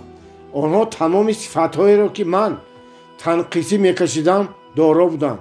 бо тамоми дилу ҷон кӯшиш мекардам ки ба онҳо монанд шавам, вале аз дастам намеомад. тамоми саъю кӯшиши онҳо низ дар бобати хушчақчақу улфатӣ намудани ман бар ҳадафе намерасиданд. ҳар қадар онҳо дар ин бобат кӯшиш мекарданд, ман бештар ба худ фурӯ мерафтам ва асабониву гизала мешудам. аз тамоми шиносу дӯстонам мегурехтам. рафта рафта то дараҷае ҳолам табоҳ шуд ки ҳатто садои занги дар маро ба даҳшат меовард. худро одами тамоман бетолия ҳисоб мекардам ва хеле метарсидам ки инро шавҳарам ҳис накунад. аз ин сабаб ҳам вақте мо ба ягон маърака мерафтем, кӯшиш мекардам ки худро шоду хурсанд вонамуд созам. вале баъди ин чанд рӯзи дигар худро маҳзун, бадбахт ҳис менамудам. оқибат ба чунин ҳолати баде расидам ки дигар зиндагӣ бароям тамоман маънову мазмунашро гум кард. акнун дар бораи худкушӣ фикр мекардам. хуш, чӣ чиз тағйир дод ҳаёти ин зани бадбахтро? якта таъкиди тасодуфие, як таъкиди тасодуфие идома медод хонум Оллет дар мактубаш. Тамоми ҳаёти маро дигаргун сохт. бори хушдоманам дар бораи тарбияи фарзандонаш ҳикоя карда таъкид намуд, ки аз онҳо талаб мекунам, ки чизе шаваду нашавад, бояд онҳо худро шиносанду ба худ монанд бошанд. ба худ монанд будан ин таъкид маро маҷбур кард, ки андешаамро дар бораи ҳаёт тамоман тағйир диҳам. ногаҳон ба сарам зад, ки тамоми бадбахтиҳоям аз он иборат аст, ки доимо нақшеро бозӣ мекунам, ки ба ман тамоман мувофиқ нест. баъди ин даррав рафторамро дигар кардам. акнун ба худам монанд мешудам. кӯшиш мекардам шахсияти худро омӯзам ва аниқ кунам, ки ман худам кистам. афзалиятҳои худро ба ҳисоб мегирифтам. ба сару поям либосҳои дуруст, рангу тарзҳои мувофиқ интихоб мекардам. дӯстони нав ёфтам. ба ҷомеа ворид гаштам.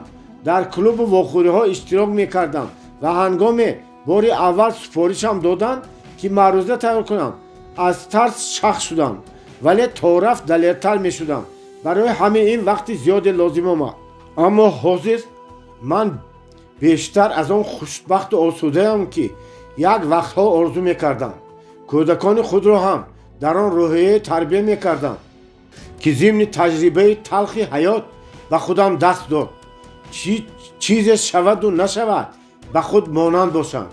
ин проблема ба худ монанд будан, чун ин олам пиру кӯҳна аст, мегӯяд духтур Ҷеймс Гордон Чилки, ки ҳамон қадар мураккаб ба мисли ҳаёти инсон.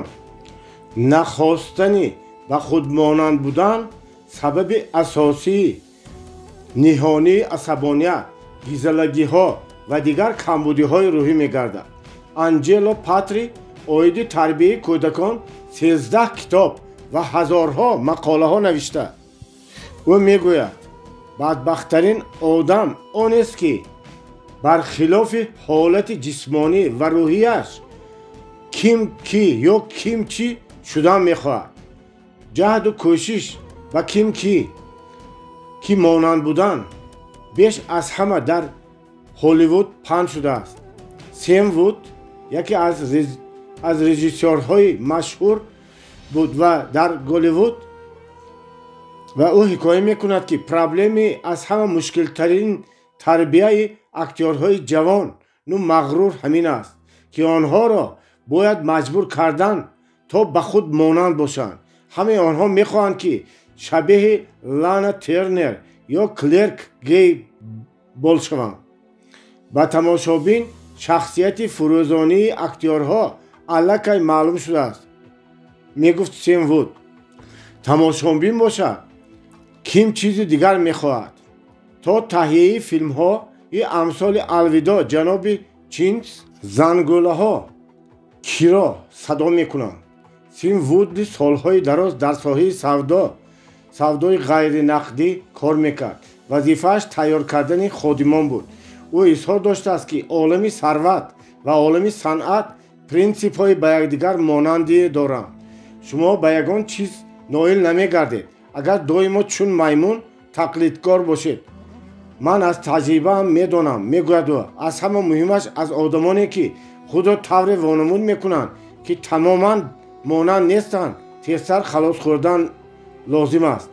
чанде қабл ман аз Пол Байнтон, сардори шӯъбаи кадрҳои компанияи нефтии Соккони Вакуум Ойл пурсидам, ки хатоии аҳми бузурги ашхосе, ки ба ӯ барои ҷойи кор муроҷиат мекунанд, аз чӣ иборат аст. ӯ ин масъаларо хуб медонад. ба зиёда аз 60,000 одамоне, ки кор кофтаанд, суҳбат карда, инчунин китоби 6 тадбири ёфтани корро навиштааст.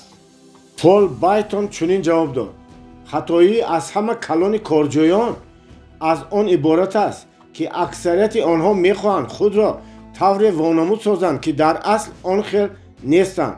ба ҷои он ки худро озод нигоҳ доранд ва кушоду равшан сухан гӯянд, чунин ҷавобҳое медиҳанд, ки ба фикри онҳо бояд маъқул шаванд. ин ба кор намеравад, чунки фиребгарон чун пулҳои қалбакӣ ба касе лозим нестанд. ана таърихи як зан ки бо таҷрибаи талхи ҳаёт ба ин бовар кардааст. ӯ духтари кондуктори трамвай буд ва кӯшиш дошт ки сароянда шавад, аммо чеҳрааш ба ӯ нобарорӣ меовард. даҳонаш аз ҳад калон буду дандонҳои ба пеш барҷастае дошт. бори якум вақте дар клуби шабонии ню ҷерри баромад мекард, лаби болояшро ҳар қадаре метавонист поён мефаровард, то дандонҳояшро пӯшонад. кӯшиш мекард ки худро бо шукӯҳ нигоҳ дорад, вале баръакс хеле хандаовар менамуд. дабдабаи ӯ метавонист ба ҳамин анҷом ёбад, аммо дар байни мизоҷони клуби шабона марде буд ки сурудхонии духтарро шунида фаҳмид ки ӯ истеъдод дорад. гӯш бикун, кушоду равшан, гуфт ӯ ба назди духтар рафта. ман ҳунарнамоиятро тамошо кардам ва медонам ки чиро пинҳон медорӣ. ту аз дандонҳоят шарм мекунӣ. духтар субсух шуд, вале он мард афсуд. хайр чӣ? магар дандонҳои безеб доштан ин гуноҳ аст? онҳоро пинҳон надор, даҳонатро кушо. тамошобин вақте мебинад ки шарм намедорӣ, туро дӯст медорад. ба ғайр аз ин ҳам ҳатто мумкин аст ин дандонҳо ба ту муваффақият ва боигарӣ биёранд. кес дели ба насиҳати ӯ гӯш дода безебиҳои дандонҳояшро фаромӯш кард. аз ҳамон вақт сар карда ӯ фақат дар бораи тамошобинон фикр мекард. даҳонашро калон кушода бо он қадар ҳарорат ва ҳиссиёт месуруд ки оқибат ба яке аз ситораҳои дурахшони кинову радио табдил ёфт. дигар санъаткорон акнун кӯшиш мекунанд ки ба ӯ монанд шаванд. уилям ҷеймси машҳур вақте мегуфт ки одамони миёна фақат 10% маҳорати модарзодашонро истифода мебаранд. ашхосеро дар назар дошт ки ҳанӯз худро наёфтаанд. мо ҳама вақт нисфи имкониятҳоямонро истифода мебарем, навиштааст ӯ. мо фақат миқдори хеле ками имкониятҳои физикӣ ва ақлониямонро истифода мебарем. умуман гӯем, одамизод имкониятҳои хеле гуногун дорад, вале қисми зиёди онҳо зоя мешаванд. шумо ва ман тамоми ин имкониятҳоро дорем. аз он сабаб ҳам бояд ягон сония ба ташвиш наоем ки ба дигарон монанд нестем. ҳар кадоми мо як навигарием дар ин олами пиркӯҳан. аз аввали дунё ягон одам айнан мисли мо набуд ва нусхаамон дар оянда ҳам пайдо нахоҳад шуд. аз рӯи маълумотҳои илми генетика мо дар натиҷаи алоқамандии 24 ҳуҷайраи модарӣ ва 141 ҳуҷайраи падарӣ ба вуҷуд меоем. дар ин 48 ҳуҷайра ҳамаи он ҷузъиёте ки ояндаи моро муайян мекунад ниҳон аст. ҳар як ҳуҷайра менависад амран шенфилд аз 20 то 100 ген дорад. дар баъзе ҳолатҳо як ген метавонад тамоми ҳаёти инсонро тағйир диҳад. ҳақиқатан хеле даҳшатнок ва ҳайратовар ба вуҷуд меоем мо.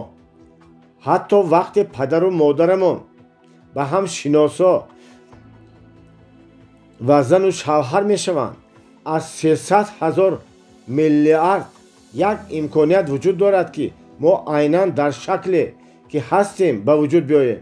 ба таври дигар гӯям, агар мо 300 000 миллиард бародарону хоҳарон бошем ҳам метавонем ба якдигар монанд набошем.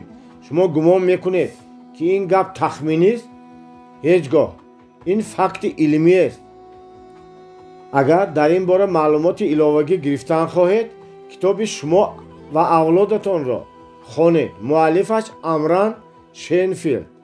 асос дорам шуморо таъкид кунам ки ҳатман ба худ монанд бошед, вагарна зиндагӣ бароятон хеле гарон меафтад. инро ман аз таҷрибаи талхам медонам. диққат диҳед ҳикоя кунам. вақте ман аз байни ҷуворимарказори миссури бори аввал ба ню йорк омадам, ба академияи санъати театрӣ дохил шудам. من میخواستم اکتور شوم و سرم اندیشه آمد که آن وقت خیلی عادی و باوری بخش نموده بود و حیران بودم که چرا دیگران ساده لوحان این خیلی نمی کنند. اندیشه آن بود که سرگذشت اکتوران مشهور آن وقته جان دریو، والتر خمیدن و آتیس سکینر را آموخته مثل آنها به موفقیت نائل می‌گردم. می‌خواستم بهترین خصوصیت آنها را در علاهیدگی آموخته گلچین نموده از خود کنم و با این امکانیت یابم و مکتب اکتوری مشهور شوم. چی فکر ابلهانه! چقدر سالهای عمرم بیهوده رفتند تا وقتی به کله بیعقلی میسورگیم زد که تا دم خود را نیابم چیزی حاصل نخواهد شد. این هم سبق نگشت. چند سال دیرتر خواستم در بابت صنعت نطق کتاب بهترین دنیا را نویسم، ولی هنگام نوشتن این کتاب هم از روی آن نقشه عمل نمودم که اکتور شدن میخواستم. نیت داشتم که اندیشه نویسندگان مشهور را در این بابت در یک کتاب جمع آورم، کتابی که همه چیز را داشته باشد و ده ها کتابی درباره صنعت نطق نوشته را جمع آورده یک سال دراز را صرف کردم تا همش را در دستنویسم گلچین کنم. عاقبت فهمیدم که باز ابلهی نمودم. اثرم چنان سست، بی‌معنی و دلگیر کننده برآمد که باوری دارم کسی را حتی خواهش ورق زدن آن پیدا نمیشد. لازم آمد که از بحر محنت یک ساله هم گذشته همه اش را از نو سر کنم. این دفعه قطعی قرار دادم تو با همه نارسایی و سستی هایت باید دل کرنگی باشی و بس. این انیق است که نمیتوانی دیگر کس باشی و از بحر افضلیت های دیگران را در خود گلچین کردن گذشته دست و آستین برزده به کار سر نمودم که باید از اول مشغول می شدم. درباره صنعت نطق کتابی نوشتم که از اندیشه و مشاهده های شخصی خودم چون ناطق و چون معلم کورس های آموزشی صنعت ناطقی عبارت بود. من سبق جناب والتر ریلر را باور دارم ابدی از خود نمودم. من آن جناب ریلر را که پلش خود را روی کوپروک افلاس پرتافته بود تا شاه دختر از بالایش گذره در نظر ندارم. گپ درباره آن جناب ریالیه می رود که پروفسور ادبیات انگلیسی آکسفورد بود. من شاید در سطح شکسپیر کتاب نوشته نتوانم میگوید او، ولی میتوانم کتاب خود را نویسم. به خود مانند باشه. به نصیحت خردمندانه ایروینگ برلین که به جورج گرشوین داده بود دقت دید. وقتی آنها باری نخست واخوردند برلین الکی معروف بود و گرشوین چون بسته‌کار نو راه خود را در حیات معین میکرد و موسیقی های سبک ایجاد کرده هفته $30 درآمد داشت. و برلین استعدادی عالی جناب گرشوین معقول افتاد و تکلیف نمود که کاتب موسیقی او شود، کاری که معاشش 3 مراتب زیاد بود.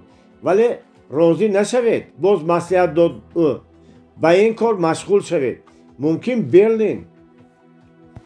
برلینی نوع دوم شوید، ولی اگر خود را شناسید جهد کنید ممکن است گرشوینی نوع یکم گردید. گرشوین به این نصیحت گوش کرده عاقبت یکی از بسته‌کاران مشهور امریکا شد. چارلی چپلین، ویل راجرز، مری مارگارت، جین اتری و هزارها دیگر خردمندان معروف دنیا را لازم آمد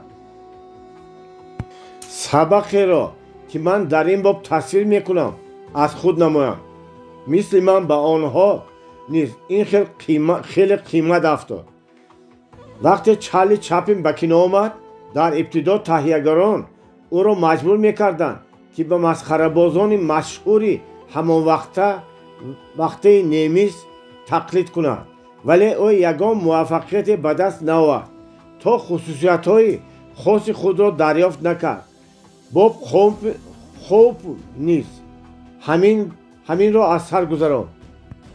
در طول چندین سال او اجراچی رقص و سرود بود و یگان موفقیت به دست نیاورد. وقتی مشهور شد که ژانر خود را نقل حکایه‌های هجوی را یافت. راجرز سالهای دراز خادم آمار بود و خپ و خاموش می نشست. وقتی مهارت حکایه‌های هجوی خواندنش را داشتنش را فهمید، مشهور گشت. مری مارگارت، مایک برایت و جیم اوتری نیز خود را نیافتند. معروف و مشهور نگشتند. همین طوری که گفتم شما در این عالم چیزی تماما نو و یگانه اید و از این ممنون باشید. از آنچه که طبیعت به شما داده است پرثمر استفاده برید. هر کدام شما می توانید فقط با آوازی خود سرایید. فقط می توانید با دستان خود رسم کشید.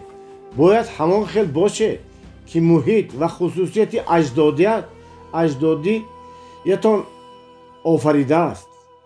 هر چیزی شود نشود باید شما باغی خردکی خود را به وجود بیارید. هر چیزی شود نشود باید شما در انسامبل حیات اسباب خردکی خود را نوازید. امرسون در اسه خود باوری به خود نوشته است: در حیات روحانی هر شخص حالتهای می شوند که عاقبت او به عقیده می آید که حسد از جهالت به وجود می آید. تقلید کنی خودکشی است. آدم این را می خواهد نمی خواهد باید به تقدیر تن دهد و هرچند او را کائنات فیض و سخاوت بخشیده است تا آن پاره زمینی را که دارد کشت و کار نکند نان خوردنی نمی‌یابد.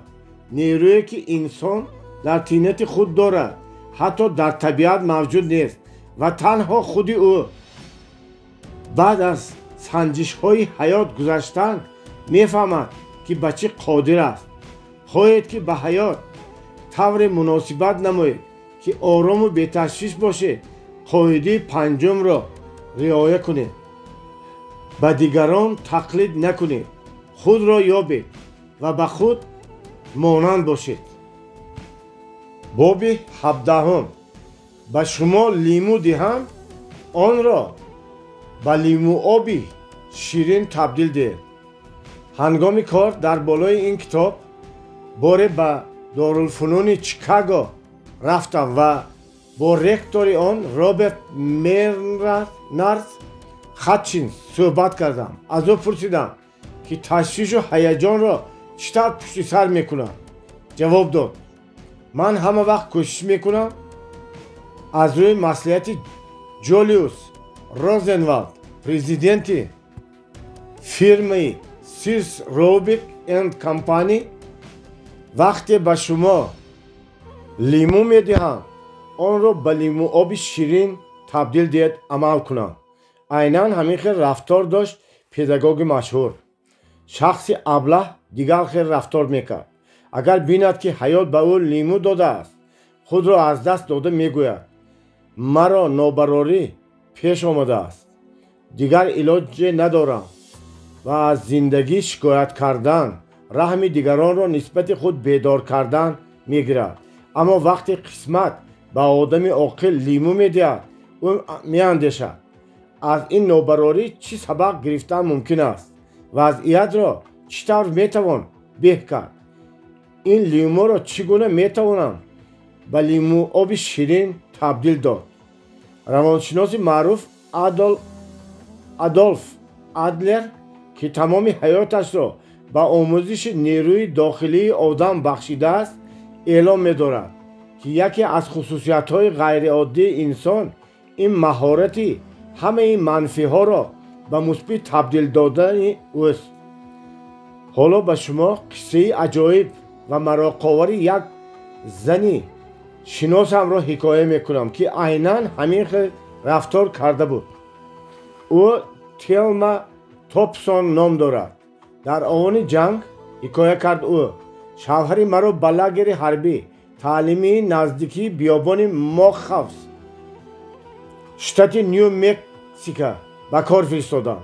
من هم با او رفتم و از روز نخستین موضع را بد دیده خود را خیلی بدبخت حس میکردم. گاهی شوهرم را به خود بیابان ماخاوه با مشق‌های تعلیمی میفرستادند و من در خانه‌چه خردککمان تاقه و تنها میماندم. گرمی طاقت فرسا بود. حرارت در سایه 125 درجه فرنگیت را تشکیل میداد. در گرد و اطراف یگان جان زنده نبود که اقلا گپ بکنید. اینجا فقط مکسیکوییان و هندوها زندگانی میکردند که با انگلیسی حرف نمیزدند. شمال گرم بیست وزیدن داشت و دهان و بینی کس را پر قم میکرد. احوالم طرف بد میشد. خود را هر لحظه بیشتر بدبخت حس میکردم و عاقبت به پدر و مادرم مکتوب نوشته اظهار داشتم که دیگر قدرت و درمان اینجا ایستادن ندارم و برمیگردم. پدرم به من جواب بفرستاد که همگی از 2 سطر عبارت بود. 2 شخص از داخل پنجره محبس می نگریستند به بیرون. یکی افلاسی را می دید، دیگری ستاره ها را. این سطرها را گشته و برگشته خواندم و از خود شرم داشتم و بعد این قرار دادم که باید از این حالتم یگان چیزی خوبه یابم. قرار دادم ستاره ها را بینم. دیری نگذشته با اهالی محلی اونس گرفتم و مناسبت های آنها نیز به من خوب شد. وقتی به گزوار و ظرف های سفالین آنها مراق ظاهر نمودم. آنها بهترین محصولات خود را که حتی به سیاحان هم نمی فروختند به من می بخشیدند. نمودهای گوناگون کاکتوس ها را می آموختند. طلوع و غروب آفتابی بیابان را تماشا می کردند. گوشماهی های بحری را که میلیون ها سال مقدم همراه قوم ها از قعر اوکیان بیرون شده بودند جمع می آوردم. این تغییرات کلی در من از چی به وجود آمد؟ معلوم که بیابانی ماخاوه یگان تغییر نیافته است. هندوهای نیز همان طور ماندند که بودند. معلوم که فقط من خودم تغییر یافتم. اندیشه‌رانیم را تغییر دادم و با این وسیله عذاب و غصه مضبوطم را به سرگذشت عجایب و غرایب مبدل ساختم. برایم دنیای نو کشف گشت که آن مرا هم به هیجان و هم به الهام می‌آورد. از این تأثیراتم که خیلی جالب بودند به نام استعدام‌های درخشان رمان نوشتم. انا همین طریق من از محبت خود ستاره ها را دیدم و گمان من تلما توپسون برای خود حقیقت قدیمی را کشف کرد که در یونان باستان 500 سال پیش از سالشماری ما معلوم بود و تعلیم داده میشد. ساختن اشیای بهترین از همه دشوار است. و گری امرسون فوستریک در قرن 20 این را به طرز نو تکرار کرد. خوشبختی این قناعتمندی نه، بلکه این غلبه است. بله غلبه که چون نتیجه پس سر کردن دشواری ها، چون افضلیت به لیمو آبی شیرین تبدیل دادن لیمو به دست میاد. روزی در فلوریدا من مهمان فرمری خوشبختی بودم که ҳатто лимӯҳои заҳрнокро ҳам ба лимӯоби ширин табдил додааст. рӯзҳои аввал вақте ӯ ин фермаро харид, хеле маъюс шуд. замини инҷо хеле камҳосил буд. инҷо на имкони парвариши мева ва на шароити равнақи чорводорӣ вуҷуд надошт. бешазорон аз булутҳои буттагӣ иборат буда, гирду атроф пур аз морҳои заҳрнок. хеле андешиду ба сари ӯ фикри аҷоибе омад. чӣ мешавад вақте ҳамаи манфиҳоро ба мусбит табдил диҳем? чаро аз морҳои заҳрогин истифода нароёнам ва ба консерва кардани морҳои заҳрнок сар кард. чанд сол пеш тавре ки гуфтам, ман ба ферма омада будам ва дидам ки чӣ тавр сайёҳон гурӯҳ ба ин ҷо меоянд. кору бори ин одам дар равнақу ривоҷ буд. заҳре ки аз дандони морон гирифта мешуданд ба лабораторияҳои тиббӣ пӯсташон барои тайёр кардани пойафзолу сумкаҳо ва консерваҳояшон ба тамоми олам фиристонда мешуданд. ман ки тамоми америкаро чарх зада будам, садҳо занону мардонро вохӯрдам ки лимӯҳои талхи қисматро ба лимӯоби ширин табдил доданд. уилям болито ин ақидаро чунин шарҳ додааст: дар ҳаёт чизе аз ҳама асосӣ он нест ки муваффақиятҳои худро пурсамар истифода барем. ҳар аблаҳ ҳам ин корро карда метавонад. муҳимтар он аст ки аз ҳар талафот нобарорӣ фоида гирем. ин бошад ақлро талаб мекунад ва фарқияти байни одами боақлу аблаҳ низ дар ҳамин зоҳир мегардад. болито ин суханонашро вақте гуфт ки дар садамаи роҳи оҳан пӯяшро гум карда буд. ғайр аз ин, ман боз одамеро медонам ки ҳарду пӯяшро бой дода хуб зиндагӣ карда буд. ӯ бен фортсон ном дошт ва мо дар лифти яке аз меҳмонхонаҳои атланта тасодуфан вохӯрдем. вақте вориди лифт шудам, одаме ки бо табассуми ҷаззоб рӯи аробачии яккунҷаки лифт менишаст, диққати маро ба худ кашид. ҳангоме ба ошонӣ ба ӯ даркорӣ расидем, хоҳиш кард ки як тараф истам, то ӯ аробачаашро ронда берун барояд. мебахшед ки ғам додам, гуфт ӯ. ҳамон тарз хушвақт табассум карда аз лифт баромада ба утоқам рафтам. вале чеҳраи фурӯзону дурахшони ӯ аз пеши назарам ҳеҷ дур нашуд. худи рӯзи дигар ӯро ёфтам ва хоҳиш кардам саргузашташро ҳикоя кунад. соли 1929 оғоз кард ӯ ба ҳикояш. дар садамаи автомобилӣ стумӯҳрам зарар дид ва ҳарду поям аз кор монд. он вақт 24 сол доштам. ҳамин тариқ маълум гашт ки дар 24-солагӣ маҳкуми як умрии аробачии маъюбӣ гаштааст. пурсидам, чӣ тавр тавонистааст ки ин ҳамаро мардонавор пушти сар кунад? сараввал ҳеҷ ба тақдир тан додан намехостааст. ғаму ғусса мехӯрдааст ва аз қисмати бад нолиш мекардааст. вале солҳо гузаштанду оқибат фаҳмидааст ки аз ғаму ғусса хӯрдан ҳолаш бад мешаваду беҳ не. аз ин ҳатто сангдилу дағал мегардад. оқибат ба қадри меҳрубонӣ ва муносибати неки одамон расидам, гуфт ӯ, ва қарор додам ки чизе аз ҳама каме ки аз дастам меояд ба онҳо меҳрубонӣ ва муомилаи хуб кардан аст. аз ӯ пурсидам ки баъди сипарӣ шудани ин қадар солҳо магар ҳозир ҳам бар он ақида аст ки ҳодисаи ба ӯ рӯйдодаро фоҷиаи даҳшатнок аст? не, дарав ҷавоб дод ӯ.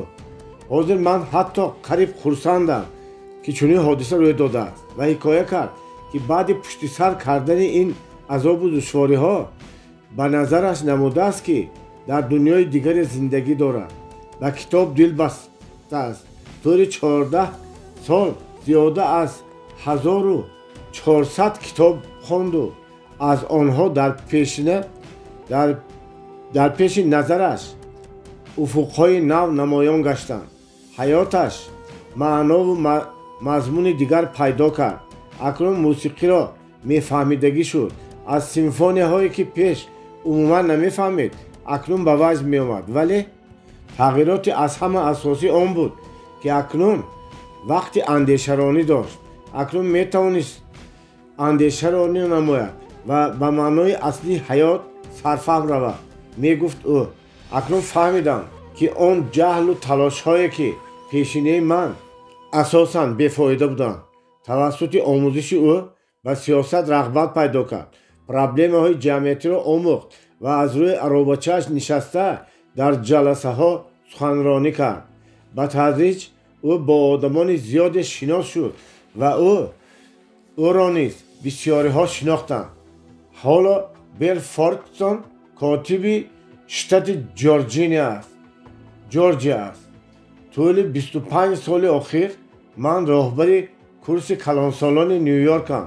در این مدت حس کردم که بسیاری ها افسوس میخورند که در کالج تحصیل نکرده معلومات نگرفتند. از افتش آنها گمان میکنند که معلومات عالی نداشتن پیش راهشان را میگیرد. انیق میدانم که این خیلی نیست. با بسیار آدمان واخوردن ممکن است که با معلومات میانه هم در حیات با موفقیت های کلان نایل گردیدند. از این رو به شنوندگان تاریخ حیاتی یک دم را که او را خودم شخصا میشناختم حکایه میکنم. او تنها مکتب ابتدایی را تمام کرده بود و در محیط خیلی قشاخانه به وای رسیده بود تا آن درجه که وقتی که پدرش وفات کرد حق و همسایه ها پول جمع کرده برایش تابوت خریده بودند. بعد فوت پدرش مادر این آدم در فابریکه که چتر استحصال مینمود به کار درآمد. 10 ساعت کار میکرد و باز کار خانگی میگرفت و شب تا ساعتهای 11 زحمت میکشید. خودی او باشد در این محیط تربیت یافته بود. به صنعت رغبت پیدا نمود. در صحنه بازی کردن او را چنان به خود جلب نمود که و این خاطر از پی آموزش صنعتی نطق شد. این باشد در نوبت خود وی را به سیاست نزدیک نمود و در 30 سالگیش او را لگیسلاتور شتات نیویورک انتخاب نمودند. ولی متاسفانه او به چنین مسئولیت تماما آماده نبود. حتی خودش هم اقرار است که به این درست سرفهم نمی رفت. او قانون و قرارهای دور و دراز و مرکب را که برای تصدیق آنها آواز دادن لازم بود می آمد. ولی این همه برای چنان نافهمون بودند که گویا با زبان قبیله های هندوی چوکتاون نوشته شده باشند. دیرتر وقتی او هنوز جنگل را درست ندیده بود او را اعضای کمیته کارهای جنگلی انتخاب نمودند. حالا هنوز در بانک حساب نکشاده اعضای کمیسی بانکی انتخابش نمودند و از این به واهمه افتاد. او به من حکایه کرد که تیار بود کار را بس کند ولی به خاطر مادرش و فعالیتش ادامه میداد.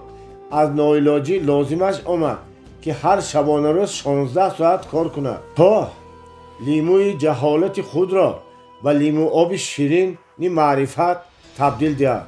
در نتیجه از سیاستمداری سطح محلی به شخصیت سطح ملی تبدیل یافت و چنان معلوم مشهور گشت که روزنامه نیویورک تایمز بار او را محبوب ترین ساکن نیویورک نامید. من ال سمیت را در نظر دارم. 10 سال بعد از آنی که ال سمیت نقشه خودآموزی سیاسی خود را اجرا کرده در مأموریت شتات نیویورک به معروفترین شخصیت تبدیل یافت. او 4 کرات گوبرناتوری شتات نیویورک انتخاب شد که چنین موفقیت تا حال به کسی نصیب نگشته است. سال 1928 ال سمیت از حزب دموکرات نامزد به پرزیدنت شتات‌های متحده امریکا بود. 6 دانشکده مشهور شتات‌های متحده امریکا از جمله اونیورسیت‌های کلمبیا، هاروارد و این آدمی که همگی معلومات ابتدایی دارد عنوان‌های فخری علمی داده است. ال سمیت به من حکایه کرد که این همه نتیجه مهنت متأصل او قوی بود. اگر او هر شبانه روز 16 ساعت کار نمیکرد هیچگاه به این نایل نمیشد. عموما وقتی من حیات این آدمانی به این یا یا آن موفقیت نائل شده را هر قدر بیشتر می‌آموزم زیادتر باوری حاصل میکنم که اکثریت آنها در ابتدا حتما به دشواری روبرو شدند. انا همین دشواری آنها را مجبور میکند که قوه به انتهای صرف کرده عاقبت پاداش خوبی را بگیرند. طور اولم جیمز گفته است عامل‌های منفی همان غیر چشم داشت کمکمان میکنند. تعیین و انیق است که میلتون برای آن شعرهای صمیمی و عالی‌جناب مینوشت که نابینا بود و بتهوون موسیقی عالی‌جناب ایجاد میکرد که نمیشنوید. موفقیت بی‌نظیر الن کلر و وابسته به نابینا و ناشنوایش بود. اگر من چنین معیوب و ناامید نمیشدم، مینویسد او، که کانسپسیون نوی حیات در روی زمین را ننوشته است. چنین مهنتی وزنین را به عهده نمیگرفتم و به چنین موفقیت هم نائل نمیشدم. همین طریق چارلز داروین نیز حائل شده است که کمبودی‌هایش به او کمک کردند. همان روزی که در انگلیا چارلز داروین تولد شد، در یکی از کلبه‌های چوبینی بیشه‌زارهای کنتوکی کودک به دنیا آمد که به او نیز دشواری‌های حیات کمک کلان رساندند. او لینکلن بود، ابراهام لینکلن. اگر او در عائله اریستوکرات تربیت یافته سپس فاکولته حقوق‌شناسی را ختم می‌نمود و اگر او در عائله خوشبخت به وای می‌رسید، شاید در قعر دلش سخنانی در گتیسبورگ منقش گشته جا نمی‌شدند و داستان مقدس نجیبانه ترین سخنان را که تا این وقت یگان جلال‌المآب به زیر دستانش نگفته بود، هنگام دوم باره پرزیدنت شتات‌های متحده امریکا انتخاب شدنش به زبانش نمی آمدند. به هیچ کس عداوت و کینه نگرفته به همه با مهربانی مراجعت میکنند. گری امرسون فوستیک در کتاب خود مهارت درک مقصد می نویسد یکی حکمت اسکاندیناوی است که باید همه آن را شعار عمر خود قرار بدهیم. ویکینگ ها از شمال های سرد شمال پیدا شدند، در کجا ما دیدیم که حیات آرامانه، شرایط خوب و گوارا و نبودن دشواری ها امکان میدهد که آدمان خوشوقت و خوشبخت باشند. برعکس آنهایی که به آه و عادت کردند روی بالین نرم هم باشند این عمل خود را ادامه میدهند. از تاریخ هم معلوم است آدم نوابسته به شرایط همان وقت مشهور و خوشبخت می شود که مسئولیت شخصی حس کند. باز تکرار میکنم، ویکینگ ها از شمال های سرد شمال پیدا شدند. فرض کردیم شما آن قدر مایوسید که تمام امیدتان را در بابت به لیمو آب شیرین تبدیل دادن لیموی دستتان کنده اید. در این حالت دو سبب را به شما نامبر میکنیم که امکان است و موفقیت نائل شده چیزی را از دست ندهید. سبب اول، شما امکانی به دست آوردن موفقیت را دارید. سبب ثانی، حتی اگر ما فرصت را از دست داده باشیم هم کوشش منفی ها را به مثبت تبدیل دادن ما را مجبور می سازد به پیش نگریم، نه از آنچه که روی داده است مایوس و محزون شویم. اندیشه های مغشوش ما را نیروی ایجادکارانه همان را زیاد می سازیم. با این چنان بند می شویم که نه وقت و نه تمایل غصه خوردن را می یابیم. باره هنگام بیژگنواز مشهور دنیا اول بول در پاریس کنسرت میداد. ناگهان یک تاری اسبابش کنده شد، ولی او خود را گم نکرده با 3 تار آهنگ را به آخر رساند. حیات همین خیلی است. میگوید گاری امرسون فوسلی وقتی یکی از تورهایش کنده میشود ما رو مجبور میسازد آهنگ را با 3 تاری باقی مانده به آخر رسانیم. تنها حیات این خیل نیست، این از حیات بیشتر است. این حیاتی غالب آینده می باشد. اگر امکان می داشتم من این سخنانی ویلیام بولیتو را در نقره منقش نموده در همه دبستان‌های کشور در جای نمایان می آوردم. در حیات چیزی از همه اساسی آن نیست که از موفقیت‌ها پرثمر استفاده بریم. مهم آن است که از هر تلفات و نابراری فایده رویانیم. این باشد عقل را طلب میکند و فرق بین آدمی با عقل و ابله نیست در همین ظاهر می شود. اینک برای آنکه به حیات مناسبت ظاهر سازیم که به ما آرامی روحی و خوشبختی بیارد کوشش میکنیم قاعده ششم را رعایت کنیم. وقتی تقدیر به شما لیمو میدهد کوشش کنید آن را به لیمو آب شیرین تبدیل دهید.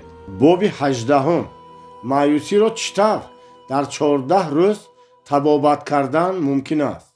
هنگام بالای این کتاب کار کردن من قرار دادم در بابت بهترین حکایه ترجمه حالی در موضوع چطور من تشویش و اضطراب را پشت سر نمودم آزمون اعلان کنم.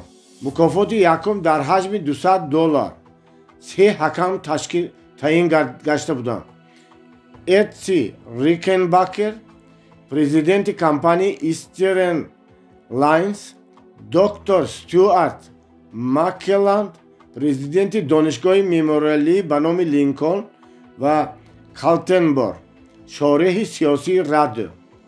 ما دو حکایه بهترین را جدا کردیم که حکمان نتوانستند به یکی از آنها افضلیت بیشتری دهند. لازم آمد مکافات را تقسیم کنیم. حاضر شما را با یکی از آنها که مؤلفش برتون کارگر فیرمه اتومبیل فروشی اویزر می باشد آشنا می سازم. وقتی 9 ساله بودم مادرم را گم کردم. در 12 سالگی باشد بی پدر ماندم. می نویسد جناب برتون. پدرم وفات کرد ولی مادرم باشد از خانه برآمده رفته بود. از همان وقت سر کرده او را و خواهرچه هایم را که مادرم با خود برده بود دیگر ندیدم. بعد 3 سال رفتن مادرم پدر در اتومبیلی هلاک شد. او و یک رفیقش در شهر نه آنقدر کلان شتاتی میسوری قهوه‌خانه را خریده بودند ولی هنگامی در سفر خدمتی بودن پدر شریکش قهوه‌خانه را فروخته پولها را از آن خود نموده غیب زده است. از این آگاه شده یکی از رفیقانش به پدرم برقیه فرستاد و او در بازگشت شاید سراسیمه شده در شتات کانزاس و صدمه گرفتار شد. او 2 خواهر داشت. آنها پیر و کمبغل و بیمار بودند. به این نگاه نکرده 3 کودک عائله ما را به تربیت خود گرفتند. فقط من و خواهرک خردسالم به هیچ کس لازم نشدیم و ما را به نگاهبین حکومت شهر واگذار نمودند. همه وقت در هراس بودیم که به ما چون به صغیره ها مناسبت میکنند. دیر نگذشته همین طور هم شد. یک عائله کمبغل مرا موقتا به تربیت خود گرفت. به تربیت خودش گرفت. آوان مشکلی بود. سرور عائله یک مدت بیکار ماند و آنها دیگر نتوانستند مرا نگاهبین کنند. بعد این در فرم جناب و خانم لوفتین ها زندگی کردیم. مکان آنها از شهر در مسافه 11 میل دورتر واقع بود. جناب لوفتین 70 ساله و شکوفه کمربند گرفتار بود و بستری بود. او اجازت داد که در خانه‌اش زندگانی کنم به شرطی که دروغ نگویم، دزدی نکنم و از گپ او نبرایم. این 3 شرط را من چون طلبات بیبلیا قبول کرده قطعاً رعایت می‌نمودم. وقتش رسید و به مکتب رفتم ولی هفته نگذشته دیگر از خانه بیرون نبرآمده تلخ میگریستم. سببش ҳамсинфон маро таҳқир мекарданд, ки бинии калонамро масхара медоштанд. мегуфтанд, ки ман каллағафсам ва сағирам. ин ба ман хеле алам кард ва маро пайваста лозим меомад ба онҳо занозанӣ кунам. вале ҷаноби Лофтин доимо маро нигоҳ медошт. ӯ гуфт, муборизаро рад кардан бештар мардонагиро талаб мекунад нисбат ба оне ки ба ҳариф муқобилият нишон диҳӣ. ман ба гапи ӯ гӯш андохта ҷанг намекардам, вале боре вақте як ҳамсинфам ба рӯям саргини мурғро партофт, дигар тоқат накарда ӯро то нимаҷон шуданаш куфтам ва баъди ин яку якбора ду рафиқ пайдо кардам. боре хонум Лофтин ба ман кӯлоҳе харид, ки хеле шод шудам, вале дар мактаб яке аз духтарони синфҳои болоӣ кӯлоҳамро чанг зада аз сарам гирифту пури об кард. дар мактаб худро ба зур нигоҳ доштам, вале вақте ба хона омадам тоқат накардаму ашкам шашқатор шуд.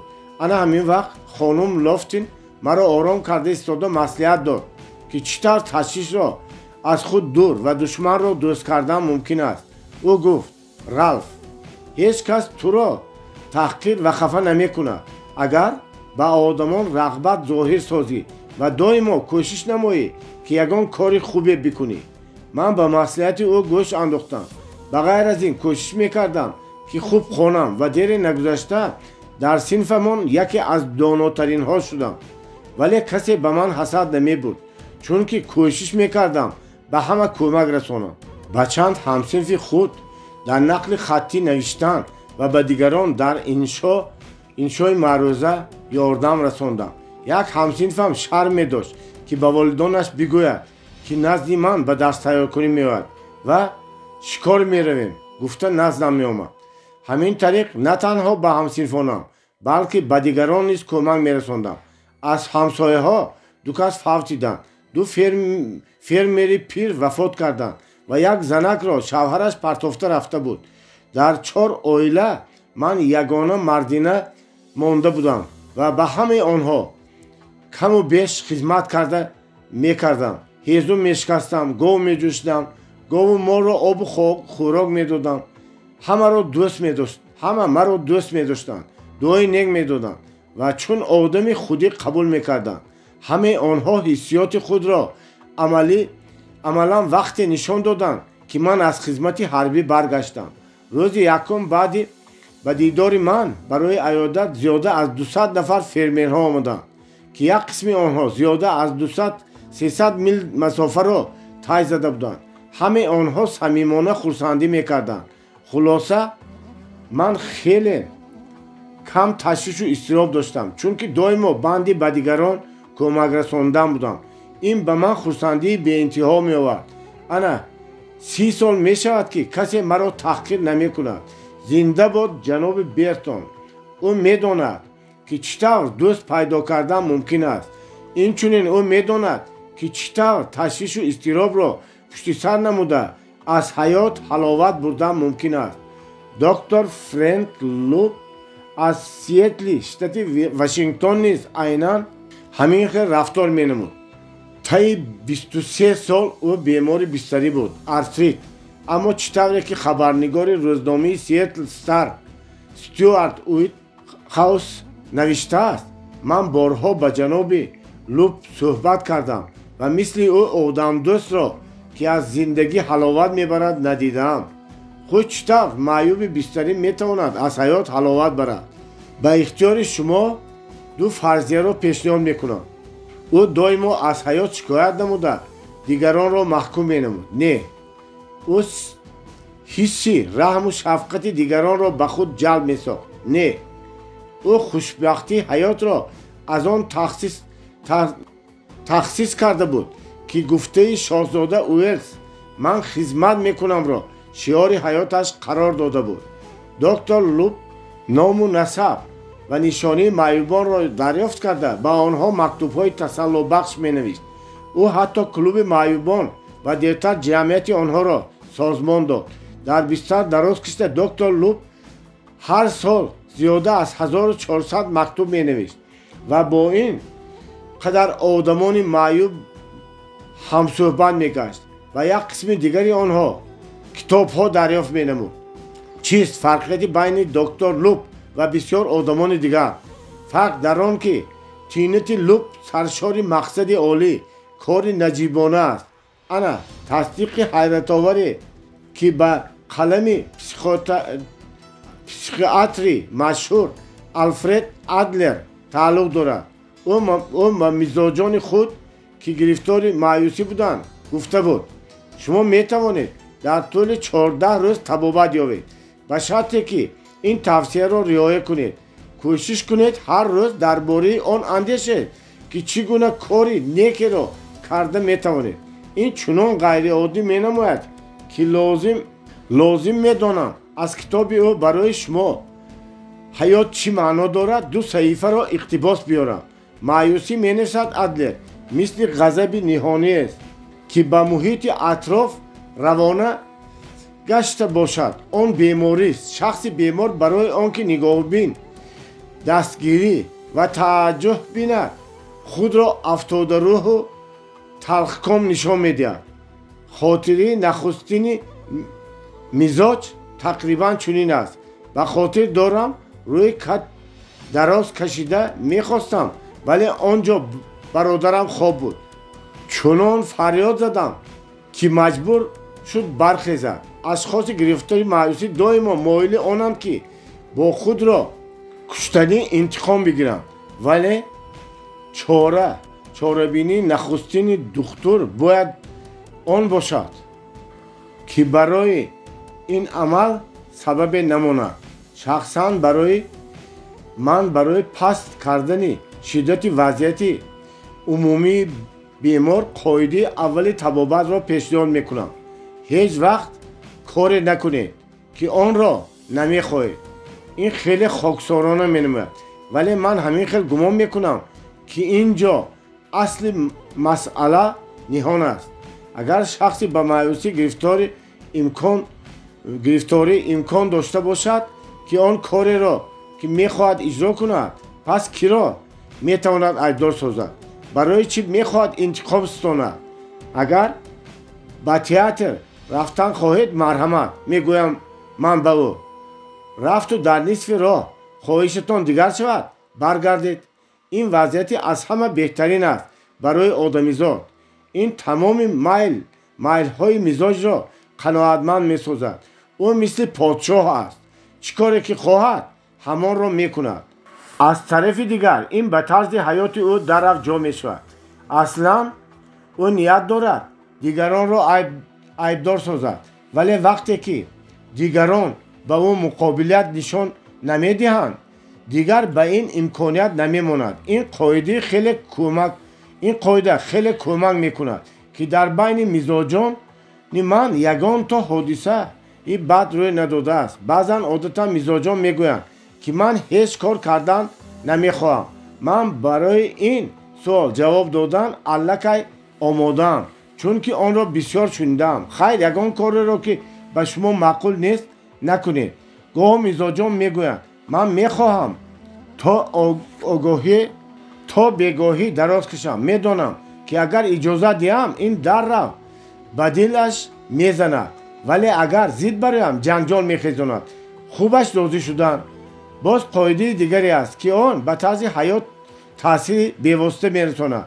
ба мизоҷонам мегӯям, шумо метавонед дар тӯли 14 рӯз табобат ёбед, агар ин тавсияро риоя кунед. кӯшиш кунед ҳар рӯз дар бораи он андешед ки чӣ гуна метавонед кори неке кунед. барои онҳо ин чӣ аҳамият дорад? онҳо одатан бадин он андешаанд ки чӣ тавр касеро заҳр зананд. ҷавобҳо хеле аҷоибанд. баъзеҳо мегӯянд ин хеле осон аст, ин корро ман тамоми умрам мекунам. дар асл бошад онҳо ҳеҷ вақт ин корро накардаанд. бо ин ман як бори дигар онҳоро маҷбур мекунам ки дар ин бора фикр кунанд, бале боз дар ин бора фикр намекунанд. онҳо боз мегӯянд вақте хобатон намебарад, мутаассил дар ин бора фикр кунед ба ки чӣ гуна некӣ кардан мумкин аст ва ин як қадами қатъӣ аст барои беҳбудии зиндагиятон. рӯзи дигар мепурсам, اندیشیده درباره آن چیزی که من گفتم جواب میدین. دین به جای خواب در آمدن زمان خوابمون برده است. همه این خود از خود معلوم. باید آزاد، دوستانه و بیگان کلانیگری صورت گیرد. بعضی ها چنین جواب میدین. من هیچ وقت این کار را کرده نمیتوانم. بسیار تشویش دارم. با چنین اشخاص میگویم تشویش کشیدن گیر، ولی در یک وقت درباره دیگران هم فکر بکن. همین طریق میخواهم در طینت مزاجانم نسبتاً به نزدیکانشان رغبت پیدا شود. بعضی ها کشاد و روشن میگویند چرا من برای دیگران کار خوب کنم وقتی که دیگران نسبت به من چنین رفتار نمیسازند. شما پیش از همه باید درباره سلامتی خود فکر کنید. میگویم در این حالت دیگران بعد عذاب میکشند. بسیار کم اتفاق میافتد من مزاج را واخورم که بگوید درباره نصیحت هایی که شما دادید فکر کردم. خلاصه تمامی قوت من به آن روانه کرده شده است که رغبت اجتماعی مزاج را افزون سازم. من میدانم سبب اساسی بیماری او وجود نداشتن همکاری از جانب او است و با این را باید ببیند و حس کند. هر وقت در طینت او نسبت نزدیکانش مناسبت و همکاری پیدا می شود تبابت می بود. طلبات اساسی این همه وقت چنین بود. خویش و اقرباهای خود را دوست دار.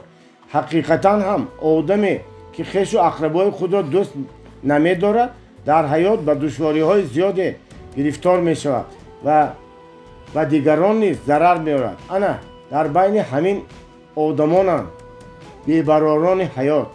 تمام طلبات ما نسبت به این انسان ها و تهنیت و تحسین که او سزاوار می باشد در آن محفوظ است که او باید با دیگران همکاری کند. همیشه مناسبت نیک و دوستانه داشته باشد.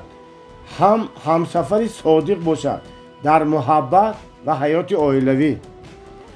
دکتر ادلر تاکید میکند که ما باید هر روز کار نیک کنیم. کار نیک چیست؟ شاید بپرسید شما. کار نیک گفته است پیغمبر اسلام محمد صلی الله علیه و سلم آن است که به چهره ها تبسم و خرسندی می آورد. برای چه هر روز کار نیک کردن اینقدر فایده حیرت آور دارد؟ برای آنکه به دیگران نیکی کردن امکان نمیدهد که درباره خود بسیار فکر نماییم که این به سبب اساسی تشویش، ترس و مایوسی است. من بسیار شنیدم حکایت آدمانی را که خود را فراموش کرده به این وسیله سلامتی و خوشبختی یافتند. در این باره حتی امکان دارد یک کتابی کلان تهیه سازم. انا مثلا سرگذشت مارگارت تیلور یتس یکی از معروفترین زنان فلوت حربی بحری شتات‌های متحده امریکا. خانم یتس مؤلف چندین رمان هاست ولی یگان رمان ددکتیوی او حتی به نصف آن واقعه های دهشتناک پگاهی بر وقت هنگامی که ژاپنی ها به کشتی های امریکایی در پرل هاربر ضربه زده بودند به او روی داد برابر نمی شوند. پیش از این خانم یتس زیاده از 1 سال بود معیوب بود. دیل از 24 ساعتی یک شبانه روز او 22 ساعتش را در بستر میگذراند. سفر دور و درازترین و پرمشقت برای او سیاحت باغ بود. لازم می آمد که در تکیه خدمتگار زنک راه را پیماید. لازم می آمد که در طور خودش حکایه می کند. آن روزها به او چنین می نمود که یک عمر معیوب می ماند. من هیچ وقت نقض نمی شدم. حکایه می کند او اگر ژاپنی ها به پرل هاربر هجوم نمی کردند. این واقعه عاجلانه مرا از حالت آرامی بیرون آورد. وقتی این حادثه روی داد گرد و اطراف ناآرام و بی‌سرانجام شد. یک بمب در نزدیکی خانه ما ترکید. маро аз ҷои хоб ба берун партофт. мошинҳои боркаши ҳарбӣ ҷониби майдони ҳавоии Хикенфилд, бошишгоҳҳои Скоуфилд ва базаи ҳарбии Кеннихо бей саросемавор дар равоҳо буданд, то занону фарзандони пиёдагарду баҳрнавардонро ба ҷои бехавфтар кӯчонанд. ходимони салиби сурх тавассути телефон аз сокинони маҳаллӣ мепурсиданд, ки ашхоси бесарпаноҳмондаро муваққатан ҷойгир созанд.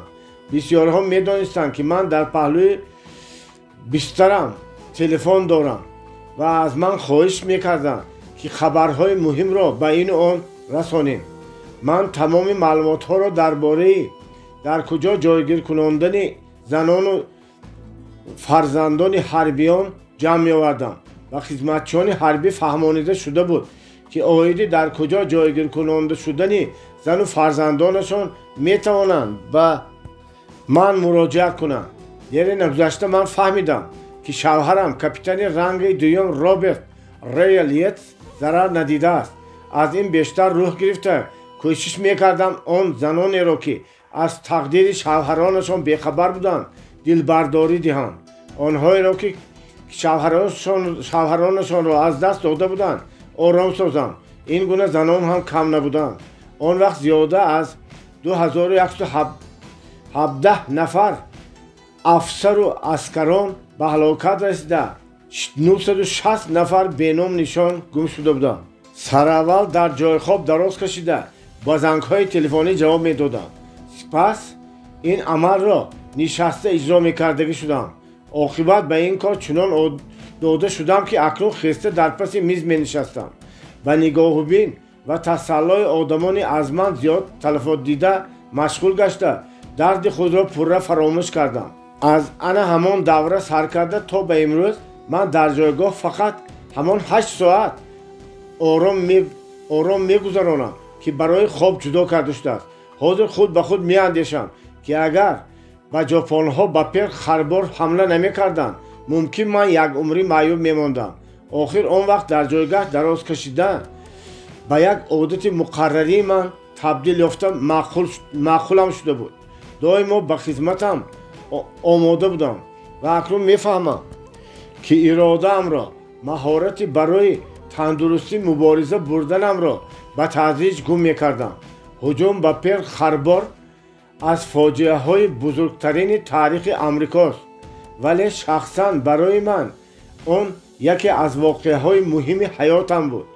ин буҳрони даҳшатнок ба ман он нерӯеро дод, ки ҳатто дар орзуяш ҳам набудам. диққати ман аз таҳлукаи худи берун ва баъд ба дигарон одамон равона гашта буд. ин ба ҳаёти ман маънои амиқе бахшид. дигар ман вақт надоштам дар бораи худам андешам. сеяки одамоне, ки ба рӯҳшиносон муроҷиат мекунанд, шояд табобат ёбанд агар аз рӯи усули Маргарет Йетс амал намоянд. онҳо табобат меёбанд агар ба кӯмаки дигарон машғул шаванд. шумо гумон мекунед, ки ин ақидаи ман аст? не, ин тақрибан он чизест, ки Карл Юнг, равоншинос ва рӯҳшиноси шветсарӣ изҳор доштааст. сеяки мизоҷони ман на аз неврози аслии клиникӣ, балки аз бемаънигӣ ва холигии ҳаёт азоб доранд. дигархелтар карда гӯям, онҳо мехоҳанд, ки касе онҳоро барад, вале аробаи ҳаёт аз паҳлӯяшон гузашта меравад ва онҳо қафо монда саросемавор ҷониби духтури рӯҳшинос мештобанд, то аз ҳаёти маҳдуд, холӣ ва бемаънии худ шикоят мекунанд. аз ароба ақиб монда дар сари чорраҳа танҳоӣ мекашанд ва ба ғайри худ дигар ҳамаро наҳ мезананду маҳкум мекунанд ва талабот пешниҳод месозанд, ки тамоми олам бояд мувофиқи хоҳиши онҳо амал созанд. тамоман мумкин аст, ки шумо худ ба худ бигӯед: ин ҳикоят ба ман ягон таассуроти амиқе нагузошт. агар ман ҳам дар Перл харбор мебудам, айнан мисли Маргарет Йетс рафтор менамудам. ولی وضعیت من تماما دیگر است.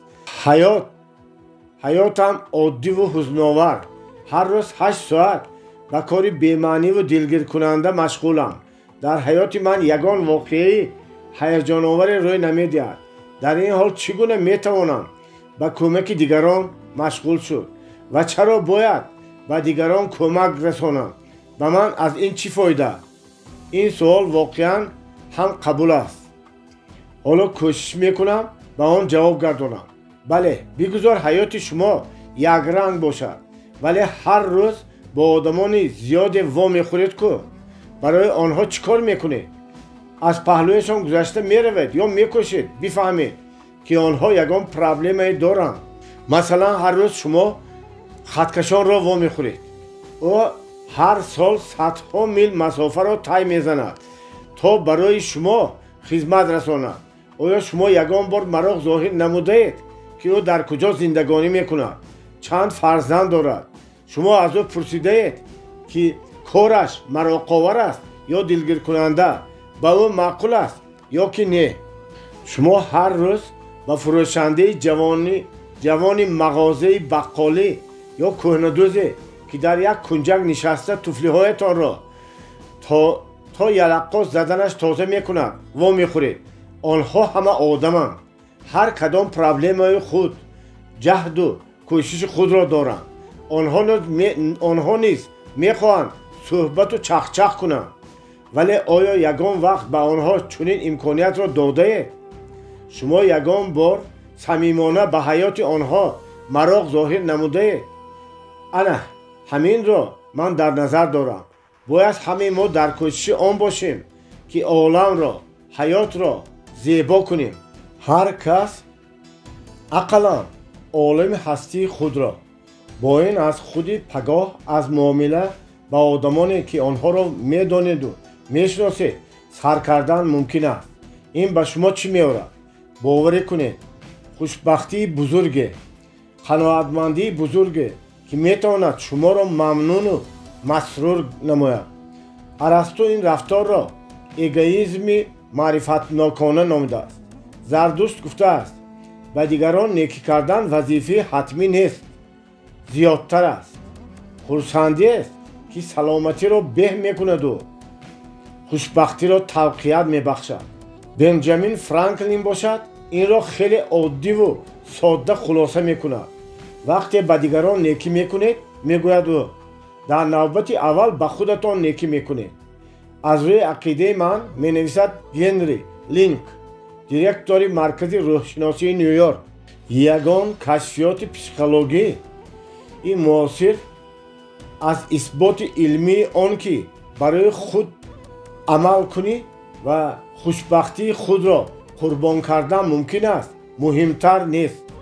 غمخوری به دیگران نه تنها کمک میکند که از غم و غصه تشویش رها یابید، این چنین باعث آن میگردد که دوستان زیاد پیدا مینمایید و از حیات بهره ها برید. چطور؟ با این سوال باری من به پروفسور دانشگاه ییل ویلیام فیلیس مراجعه نمودم. او چنین پاسخ داد: وقتی من به مهمانخانه، سرتراشخانه و یا مغازه داخل میشوم و اشخاصی که از رو برویم میبرند البته سخنان خوب میگویم. من کوشش میکنم با هر کس طور مناسبت نمایم که شخصیت او را معین میسازم. گاه به فروشنده خوشامد میزنم، چشمان یا مویهای زیبای او را تعریف میکنم. از سرتراش میپرسم که روزی دراز بالای پایهایش ایستاده آیا مانده نمیشود؟ چند سال باز کار میکند و در این مدت تقریبا موی سری چند هزار آدمان را به ترتیب آورده است. به او کمک میکنم که این را حساب نماید. کیها برای خود کشف نمودم که به کار و بار آدمان مراق ظاهر نمودن آنها را شاد و مسرور میسازد. من دست حمالی را که باری مرا میآورد سخت میفشارم. این تمام روز کیفیت او را خوب میکند. باری یک روزی خیلی تصفان تابستان من برای خوراک خوردن و وگان رستوران اکسپرسی راه آهن در آمدم. وگانی از آدمان پر پیچ تصفان را به خاطر می آورد. خدمت رسانی باشد به حد سست بود. وقتی پیش خدمت به من ورقه منیو را دراز کرده به او گفتم با آشپزهایی که در مطبخی گرم کار میکنند از افتش امروز خیلی مشکل است. پیش خدمت اول دستنامه داد و سپس با آهنگ رنجش افزود: ای خدای زور و توانا، آدمان دائما شکایت میکنند. شکایت از دیر خدمت رساندن، از گرمی، از نرخ بلند و باز هزار و یک سبب و بهانه دیگر. من 19 سال اینجا این دعوا و شکایت ها را میشنوم. در این مدت شما یگانه آدمی هستید که به آشپزهای وگان تصفان التفات اظهار مینمایید. از خدا خواهش دارم که صف چنین مسافران را زیاد سازد. پیش خدمت به وجد آمده بود که من نسبت به آشپزهای زنگی چون به انسان مناسبت دارم. آدمان دائما به آن احتیاج دارند که به آنها اقلاً کمی مناسبت انسانانه نماید. ادامه داد پروفسور فلیس. وقتی از کوچه میگذرم و آدمی را میبینم که سکچه زیبا دارد، البته توجه اظهار می‌سازم. بعد این چند قدم پس به قفا نگریسته میبینم که او چیسان سکچه‌اش را نوازش دارد. یعنی توجه من و محبت او را نسبت به سکچه‌اش زیاد کرده است.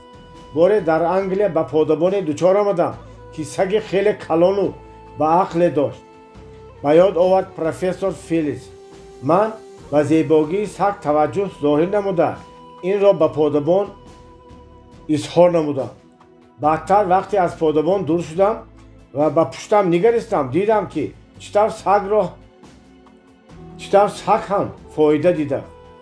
شما تصور میکنید که شخصی که دستی حمال را میفشارد به آشپزها التفات ظاهر مینماید آیا میتواند آدمی مایوس و تشویش‌آلود باشد؟ آیا چنین آدم به کمک دکتر روحشناس احتیاج دارد؟ البته نه. در ضرب المثل خطایی ها آمده است: بوی گل میکند دستی که به دیگران گل تحفه میکند. یک خواهش: اگر شما خواننده مردینه باشید ابزاط پایانه را میتوانید نخوانید. شاید آن به شما ذوق‌آور نباشد. در این ابزاط حکایه می شود که چطور یک دوشیزه بدبخت گشته توانسته است دل چند مرد را رباید و همه آنها از او دست و دل سپرده اظهار داشتند که تیارند شریک حیاتش شوند. این دختر حاضر مادر کلان شده است. چند سال مقدم من در خانه که او با شوهرش استقامت داشت توقف نمودم. در آن شهر باید لکسیا میخوندم. بعد انجام سفرم او مرا به ماشینش شینانده به استانسیه که باید به قطاره نیویورک می نشستم آورد. ما 50 میل مسافه را طی نموده بودیم که بینمان صحبت درباره چطور دوست پیدا کردن خور گرفت. همسفری من گفت: جناب کارنگی، حاضر من به شما حکایت میکنم که آن را به کسی حتی به شوهر خودم هم نگفتم. واقعا این حکایت به آن درجه مراقاور نیست که شما چشم دارید. او حکایت کرد که در عائله بوایرست است که به اشرافان فیلادلفیا متعلق بودند. فاجعه کودکی و نوجوانی من، گفت او، کمبغلی بود. عائله ما نمیتوانست چون دیگر همسایه و همپایه ها مهمان قبول کند. من کرته های خوشدخت و زیبا هم نداشتم. یک دو سر و لباسی که داشتم شینم و زیبا نبودند و آنها را دور و دراز می پوشیدم. شرم می داشتم. خود را ناهنجار حس می کردم تا به آن درجه که شبها می گریستم. عاقبت در حالت من مغشوشی شدید فکر از سرم گذشت که خیلی عجایب بود. قرار دادم از جوانمردانی که با آنها در محفل ها ششت و خیز داشتم واقعه های از سرشان گذشته را نقطه نظرشان را در بابت این یا آن مسئله اندیشه هایشان را درباره حیات و نقشه های آیندهشان را پرسان می شوم. این پرسش ها را من نه برای آن می گذراندم که به جواب هایشان مراقب داشتم. هدفم دیگر بود. می خواستم دقت آنها را از کرته کهنه‌ام دور کنم. واقعی غیر عادی روی داد. به حکایه جوانان هر قدر بیشتر گوش می انداختم درباره آنها چیزی بیشتری می فهمیدم و با آنها صحبت کردن برایم مراقب‌آور می شد. گاه چنان به صحبت داده می شدم که حتی نارسایی سر لباس و آرایشم را خودم حتی هم فراموش می کردم. باز دیگر چیز مرا به تعجب آورد که از آن که من شنونده خوب بودم و حکایتشان خوب دقت می دادم، جوانان خود را خوشبخت حس می کردند و همین طریق من به گل سری سبد معرکه ها تبدیل یافتم. یک باره 3 کس به من تکلیف ازدواج کرد. عجب نیست بعضی ها این باب کتاب را مطالعه نموده اظهار سازند که این عقیده مراق‌انگیز ظاهر نمودن به گرد و اطراف یک گپ بی‌معنی و حتی عقیده خرافاتی است. تو اهمیت ندارد به آدم و خواهید که حیاتتان خوش گذرد باید خود را آب و ادا ننموده همیان پر کرد. خیر چی؟ هر کس عقیده خود را دارد و اگر شما همین خیل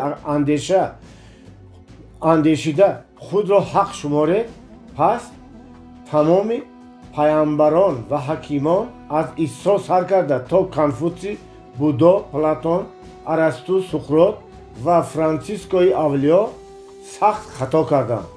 اگر شما این را خرافات پرستی معنی داد کنید و تمسخر سازید، پس باید به مسئولیت اتئیستان گوش اندازید. اتئیست معروفترین عصر 20 امریکا که به یگان دین باور نداشت و آنها را افسانه می حسابید و می گفت که حیات این افسانه است که دیوانه نقلش می کنند. گپی بسیار دارد دو معنای کم. یک تعلیمات عیسی، تعلیمات درباره خدمت به دیگران خیلی متاثر گشته است. برای آنکه آدم به جاده حیات بنده خوشبختی نائل گردد، گفته است این آدم تئودور درایزر. او باید برای آنکه نقشه بکشد که چطور نه تنها برای خود بلکه برای دیگران هم محیط را گوارا سازد، خصوصا از آن جهت که خرسندی او حس میکند از آن وابسته است که چقدر درباره دیگران خرسند میشود و دیگران برای او. اگر ما خواهیم که طور درایزر عقیده دارد محیط را برای دیگران گوارا سازیم، شتاب کردن لازم. وقت میگذرد. از این راه من تنها یک بار میگذارم. از این راه باید یگان کاری نیک کنم، نقش خوب باقی گذارم. این کار را خفا پرتافتن از امکانات استفاده نبردن ممکن نیست، چون که از این راه یک بار میگذارم. از این راه اگر شما خواهید از تشویش رها یابید، به آرامی روحی و خوشبختی آن نائل شوید، قاعده های هفتم را رعایت کنید. به دیگران توجه ظاهر کرده خود را فراموش کنید. هر روز کاری نیک کنید که از آن در چهره دیگران تبسم پیدا شود. خلاصه قاعده یکم، مفکوره خود را سرشار اندیشه ها درباره آرامی، مردانگی، سالمی آرزو کنید. آخر حیات ما آن چیزی است که درباره‌اش فکر میکنیم. قاعده دوم، هیچگاه در نیت از دشمنتان انتقام گرفتنی نشوید، چون که به خودتان بیشتر ضرر میآورید. چون گنرال ایزنخاور عمل ساخته درباره آدمانی که به شما معقول نیستند یگان دقیقه فکر نکنید.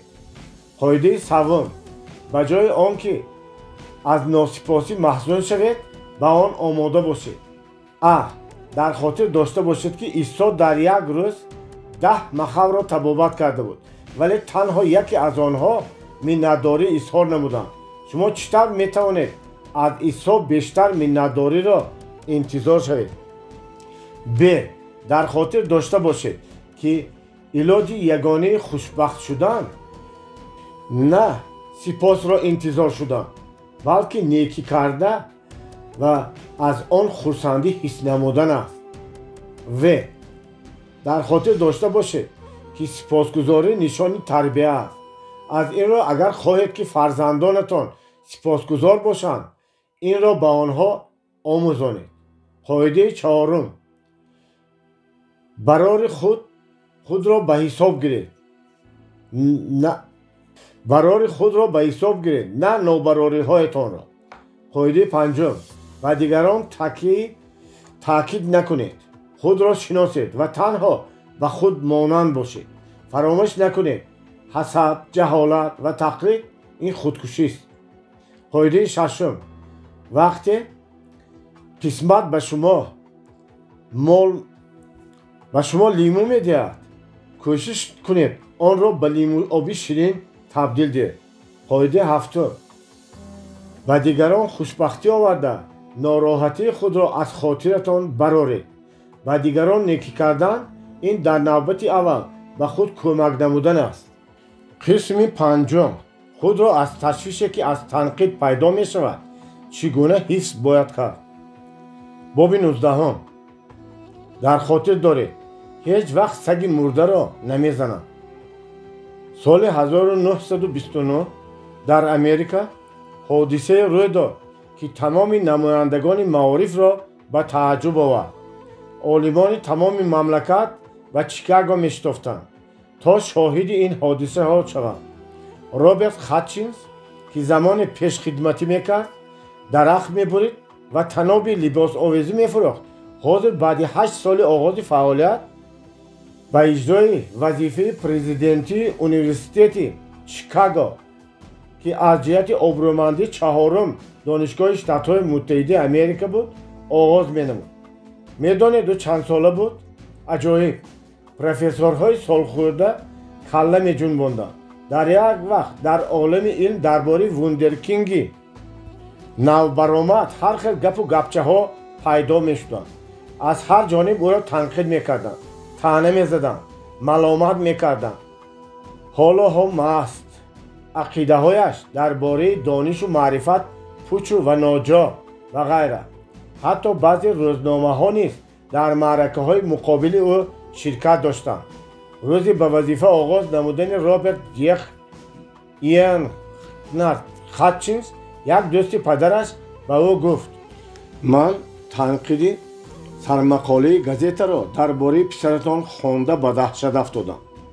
бале, ҷавоб дод Хатчинс падар, ин вазнин менамояд, вале фаромӯш накунед, ки ҳеҷ вақт кас саги мурдагиро намезанад. ҳақиқатан ҳам одам ҳар қадар барҷастатар бошад, одамон аз таҳқири ӯ бештар кайфият мебаранд. шоҳзода Уелс, баъдтар шоҳ Эдуарди се, инро дар таҷрибаи ҳаётии худаш дидааст. як вақтҳо ӯ коллеҷи Дортмунд таҳсил мекард. ин коллеҷ ба Академияи ҳарбии баҳрии Анаполис тааллуқ дошт. шоҳзода он вақт 14 сола буд, ки рӯзе як афсари баҳрӣ ӯро гирён дид. чӣ шудааст? пурсид. бача аввал чизе нагуфт, вале оқибат қоил шуд. маълум шуд ӯро гардемаринҳо мезаданд. сардори коллеҷ онҳоро ҷиғ зада гуфт, ки шоҳзода шикояте накардааст, вале ӯ фаҳмидан мехоҳад, ки чаро маҳз ӯро объекти таҳқир қарор доданд. гардемаринҳо дар аввал хеле забон хоиданд, вале оқибат қоил шуданд, ки онҳо худ ба худ тасаввур мекарданд, ки вақте командир ё капитани флоти шоҳӣ мешаванд, метавонанд лоф зананд, ки дар ҷавонӣ худи шоҳзодаро куфтаанд. инак агар ба шумо ҳамла оранд, дар хотир доред, ки ин ба таҳқиргарони ҳисси бузурги шахсӣ медиҳад. ин бисёр вақт шаҳодат медиҳад, ки шумо ба чизе ноил шудед ва ё эътиборе доред. бисёр вақт одамони қаноатмандӣ ва фараҳ ҳис мекунанд, вақте ки одамони нисбатон ба худашон ба маълумот ва бобарорро таҳқир мекунанд.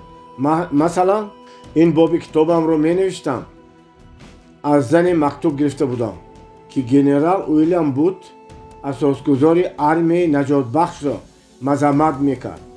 Бо радио зимни барномае ки дар бораи генерал Бут буд суханронӣ карда. Зан бошад инро шунда чун эътироз мактуб навиштааст. Генералро ба дуздидани 8 миллион долларе ки барои ба камбағалон кӯмак расонидан ҷамъ оварда буд муттаҳам сохтанӣ мешуд. Албатта ин гунаҳкорсозӣ ноҳақ буд ва ин зан ҳам кӯшиши исботи ҳақиқатро надошт. ӯ қаноатмандии даҳшатноке ҳис мекард вақте одаме аз худаш чанд зина ба боло тӯҳмат менамуд. ман мактуби ӯро дур партофта аз худои мутаол шукри беҳад гуфтам ки ин зан ҳамсари ман нест. табиист аз ин мактуб ман дар бораи генерал Бут ягон хулоса набаровардам, вале дар бораи муаллифаш бисёр чизҳоро фаҳмида гирифтам. Шопенгауэр чандин сол пеш гуфтааст одамони хокашон паст вақте ки камбудӣ ва амали ноҷоии одамони бузургеро меёбанд, қаноатмандии калонеро ҳис мекунанд. вақте Тимоти Дуайт ба муқобили номзад ба президенти Штатҳои Муттаҳидаи Америка баромад мекард, шавқу завқи беандозе ҳис мекард.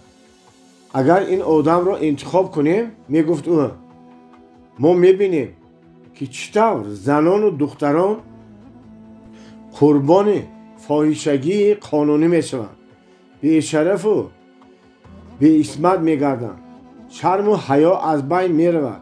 диққат диҳед. ин монанди худи Гитлерро гунаҳгор кардан садо медиҳад. ҳамин тавр не? вале ин суханон дар ҳаққи одами тамоман дигаре гуфта шудааст. бо ин суханон Томас Ҷефферсонро гунаҳгор мекарданд. ҳамон Томас Ҷефферсонеро ки абадзинда аст, муаллифи декларатсияи соҳибихтиёрӣ, декларатсияи асоси ҳифзи демократия буд. шумо чӣ фикр доред? кадом амрикоиро фиребгар, тамаллуқкор, ҳатто қариб одамкуш номиданд? дар як рӯзнома карикатурае чоп намуда шахсеро рӯи аслиҳаи ҷазои қатл тасвир намуда буданд ки корд дар болои сараш меистод. баъди ин вақте асп савор дар кӯча пайдо мешуд, одамон бо тамасхур механдиданд. издиҳоми кӯдакон аз пушташ шуштак мекашиданд. медонед кӣ буд ӯ? ҷорҷ Вашингтон. ин воқеа хеле барвақт рӯй дода буд. шояд акнун табиати одамӣ андак такомул ёфта бошад. биёед инро месанҷем. пеши назар биёред адмирал Пириро ки 6 апрели соли 1990 қутби шимолиро фатҳ карда буд. ӯ ин сафарашро дар аробачии сагӣ анҷом додааст. ин корнамоӣ оламро ба таҳайюр овард. одамони далертабиати зиёде баҳри ин корнамоӣ ҷидду ҷаҳд карда ба ҳалокат расида буданд. худи Пири ҳам аз гуруснагию сармо қариб мурда буд. 8 ангушти пояшро ба дараҷаи сармо зад ки онҳоро буридан лозим омад. бо вуҷуди ҳамаи ин ба сараш чунон бадбахтиҳо омад ки қариб буд аз ақл бегона шавад. мансабдорони сатҳи баланди баҳрӣ ӯро бо он айбдор мекарданд мехостанд ки барои тадқиқоти илмӣ пул ҷамъ оварда дар Арктика ба кайфу сафо машғул шуд. аз афти кор онҳо ҳамин хел меандешиданд. охир агар мо хоҳем худро ба ҳар чӣ бовар кунанда метавонем. ҷаҳду талоши он мансабдорон ба дараҷае ҷиддӣ буд ки танҳо дахолати президент МакКинли имконият дод ӯ фаъолияташро дар Арктика идома диҳад. агар Пири ягон мансаби қатории идоравиро дар вазорати баҳрнавардӣ ишғол мекард, ба чунин таҳқиру танқид дучор меомад? албатта не. он гоҳ фаъолияти ӯ он қадар муҳим намебуд ки боиси рашку ҳасад шавад. ба генерал Грант бошад, аз адмирал Пири дида муносибати беинсофона карданд. соли 1862 ӯ ғалабаи қатъии аввалинро, ғалабаи шимолро, ғалабаеро ки грантро даррав ба қаҳрамони миллӣ табдил дод. ғалабаеро ки ҳатто дар аврупои дурдаст ҳам ҳамовозӣ пайдо кард. ғалабаеро ки ба шарафи он занголаҳо садо доданд ва аз соҳили мен ва миссисипи гулханҳо афрохта шуданд ба даст овард. бо вуҷуди ин баъди ду моҳ генерал грант қаҳрамони миллиро аз фармондеҳии армия сабукдӯш намуда маҳбус карданд. ӯ аз ин таҳқир ва маъюсӣ мегирист. барои чӣ? грантро даррафт дар авҷи шукӯҳу нусрат ҳабс намуданд. барои он ки ӯ дар тинати сардорони худаш шубҳаву ҳасадро бедор кард.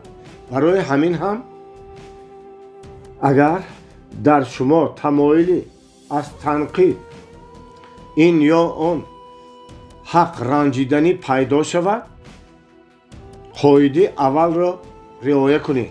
дар хотир дошта бошед ки танқиди ноҳақ тамаллуқи дар ниқоби ниҳон карда мебошад. фаромӯш накунед ки ҳеҷ вақт саги мурдаро намезананд. дар охир бори дигар дар бораи хулосаи умумӣ гуфта мегузарем. якум, дар замири худ хоҳиши чуқур ва раднопазири аз худ сохтани принсипҳои барҳамзании ташвишро пайдо кунонед. дуюм, ҳар як боби китобро ду бор мутолиа намуда сипас ба боби дигар гузаред. сеюм, ҳангоми омӯзиш тез таваққуф намуда аз худ бипурсед ки ин ё он тавсияро чӣ тавр ба амал татбиқ намудан мумкин аст. чорум, ҳар як ақидаи муҳимро ишорат гузоред. панҷум, ҳар моҳ китобро такроран хонед.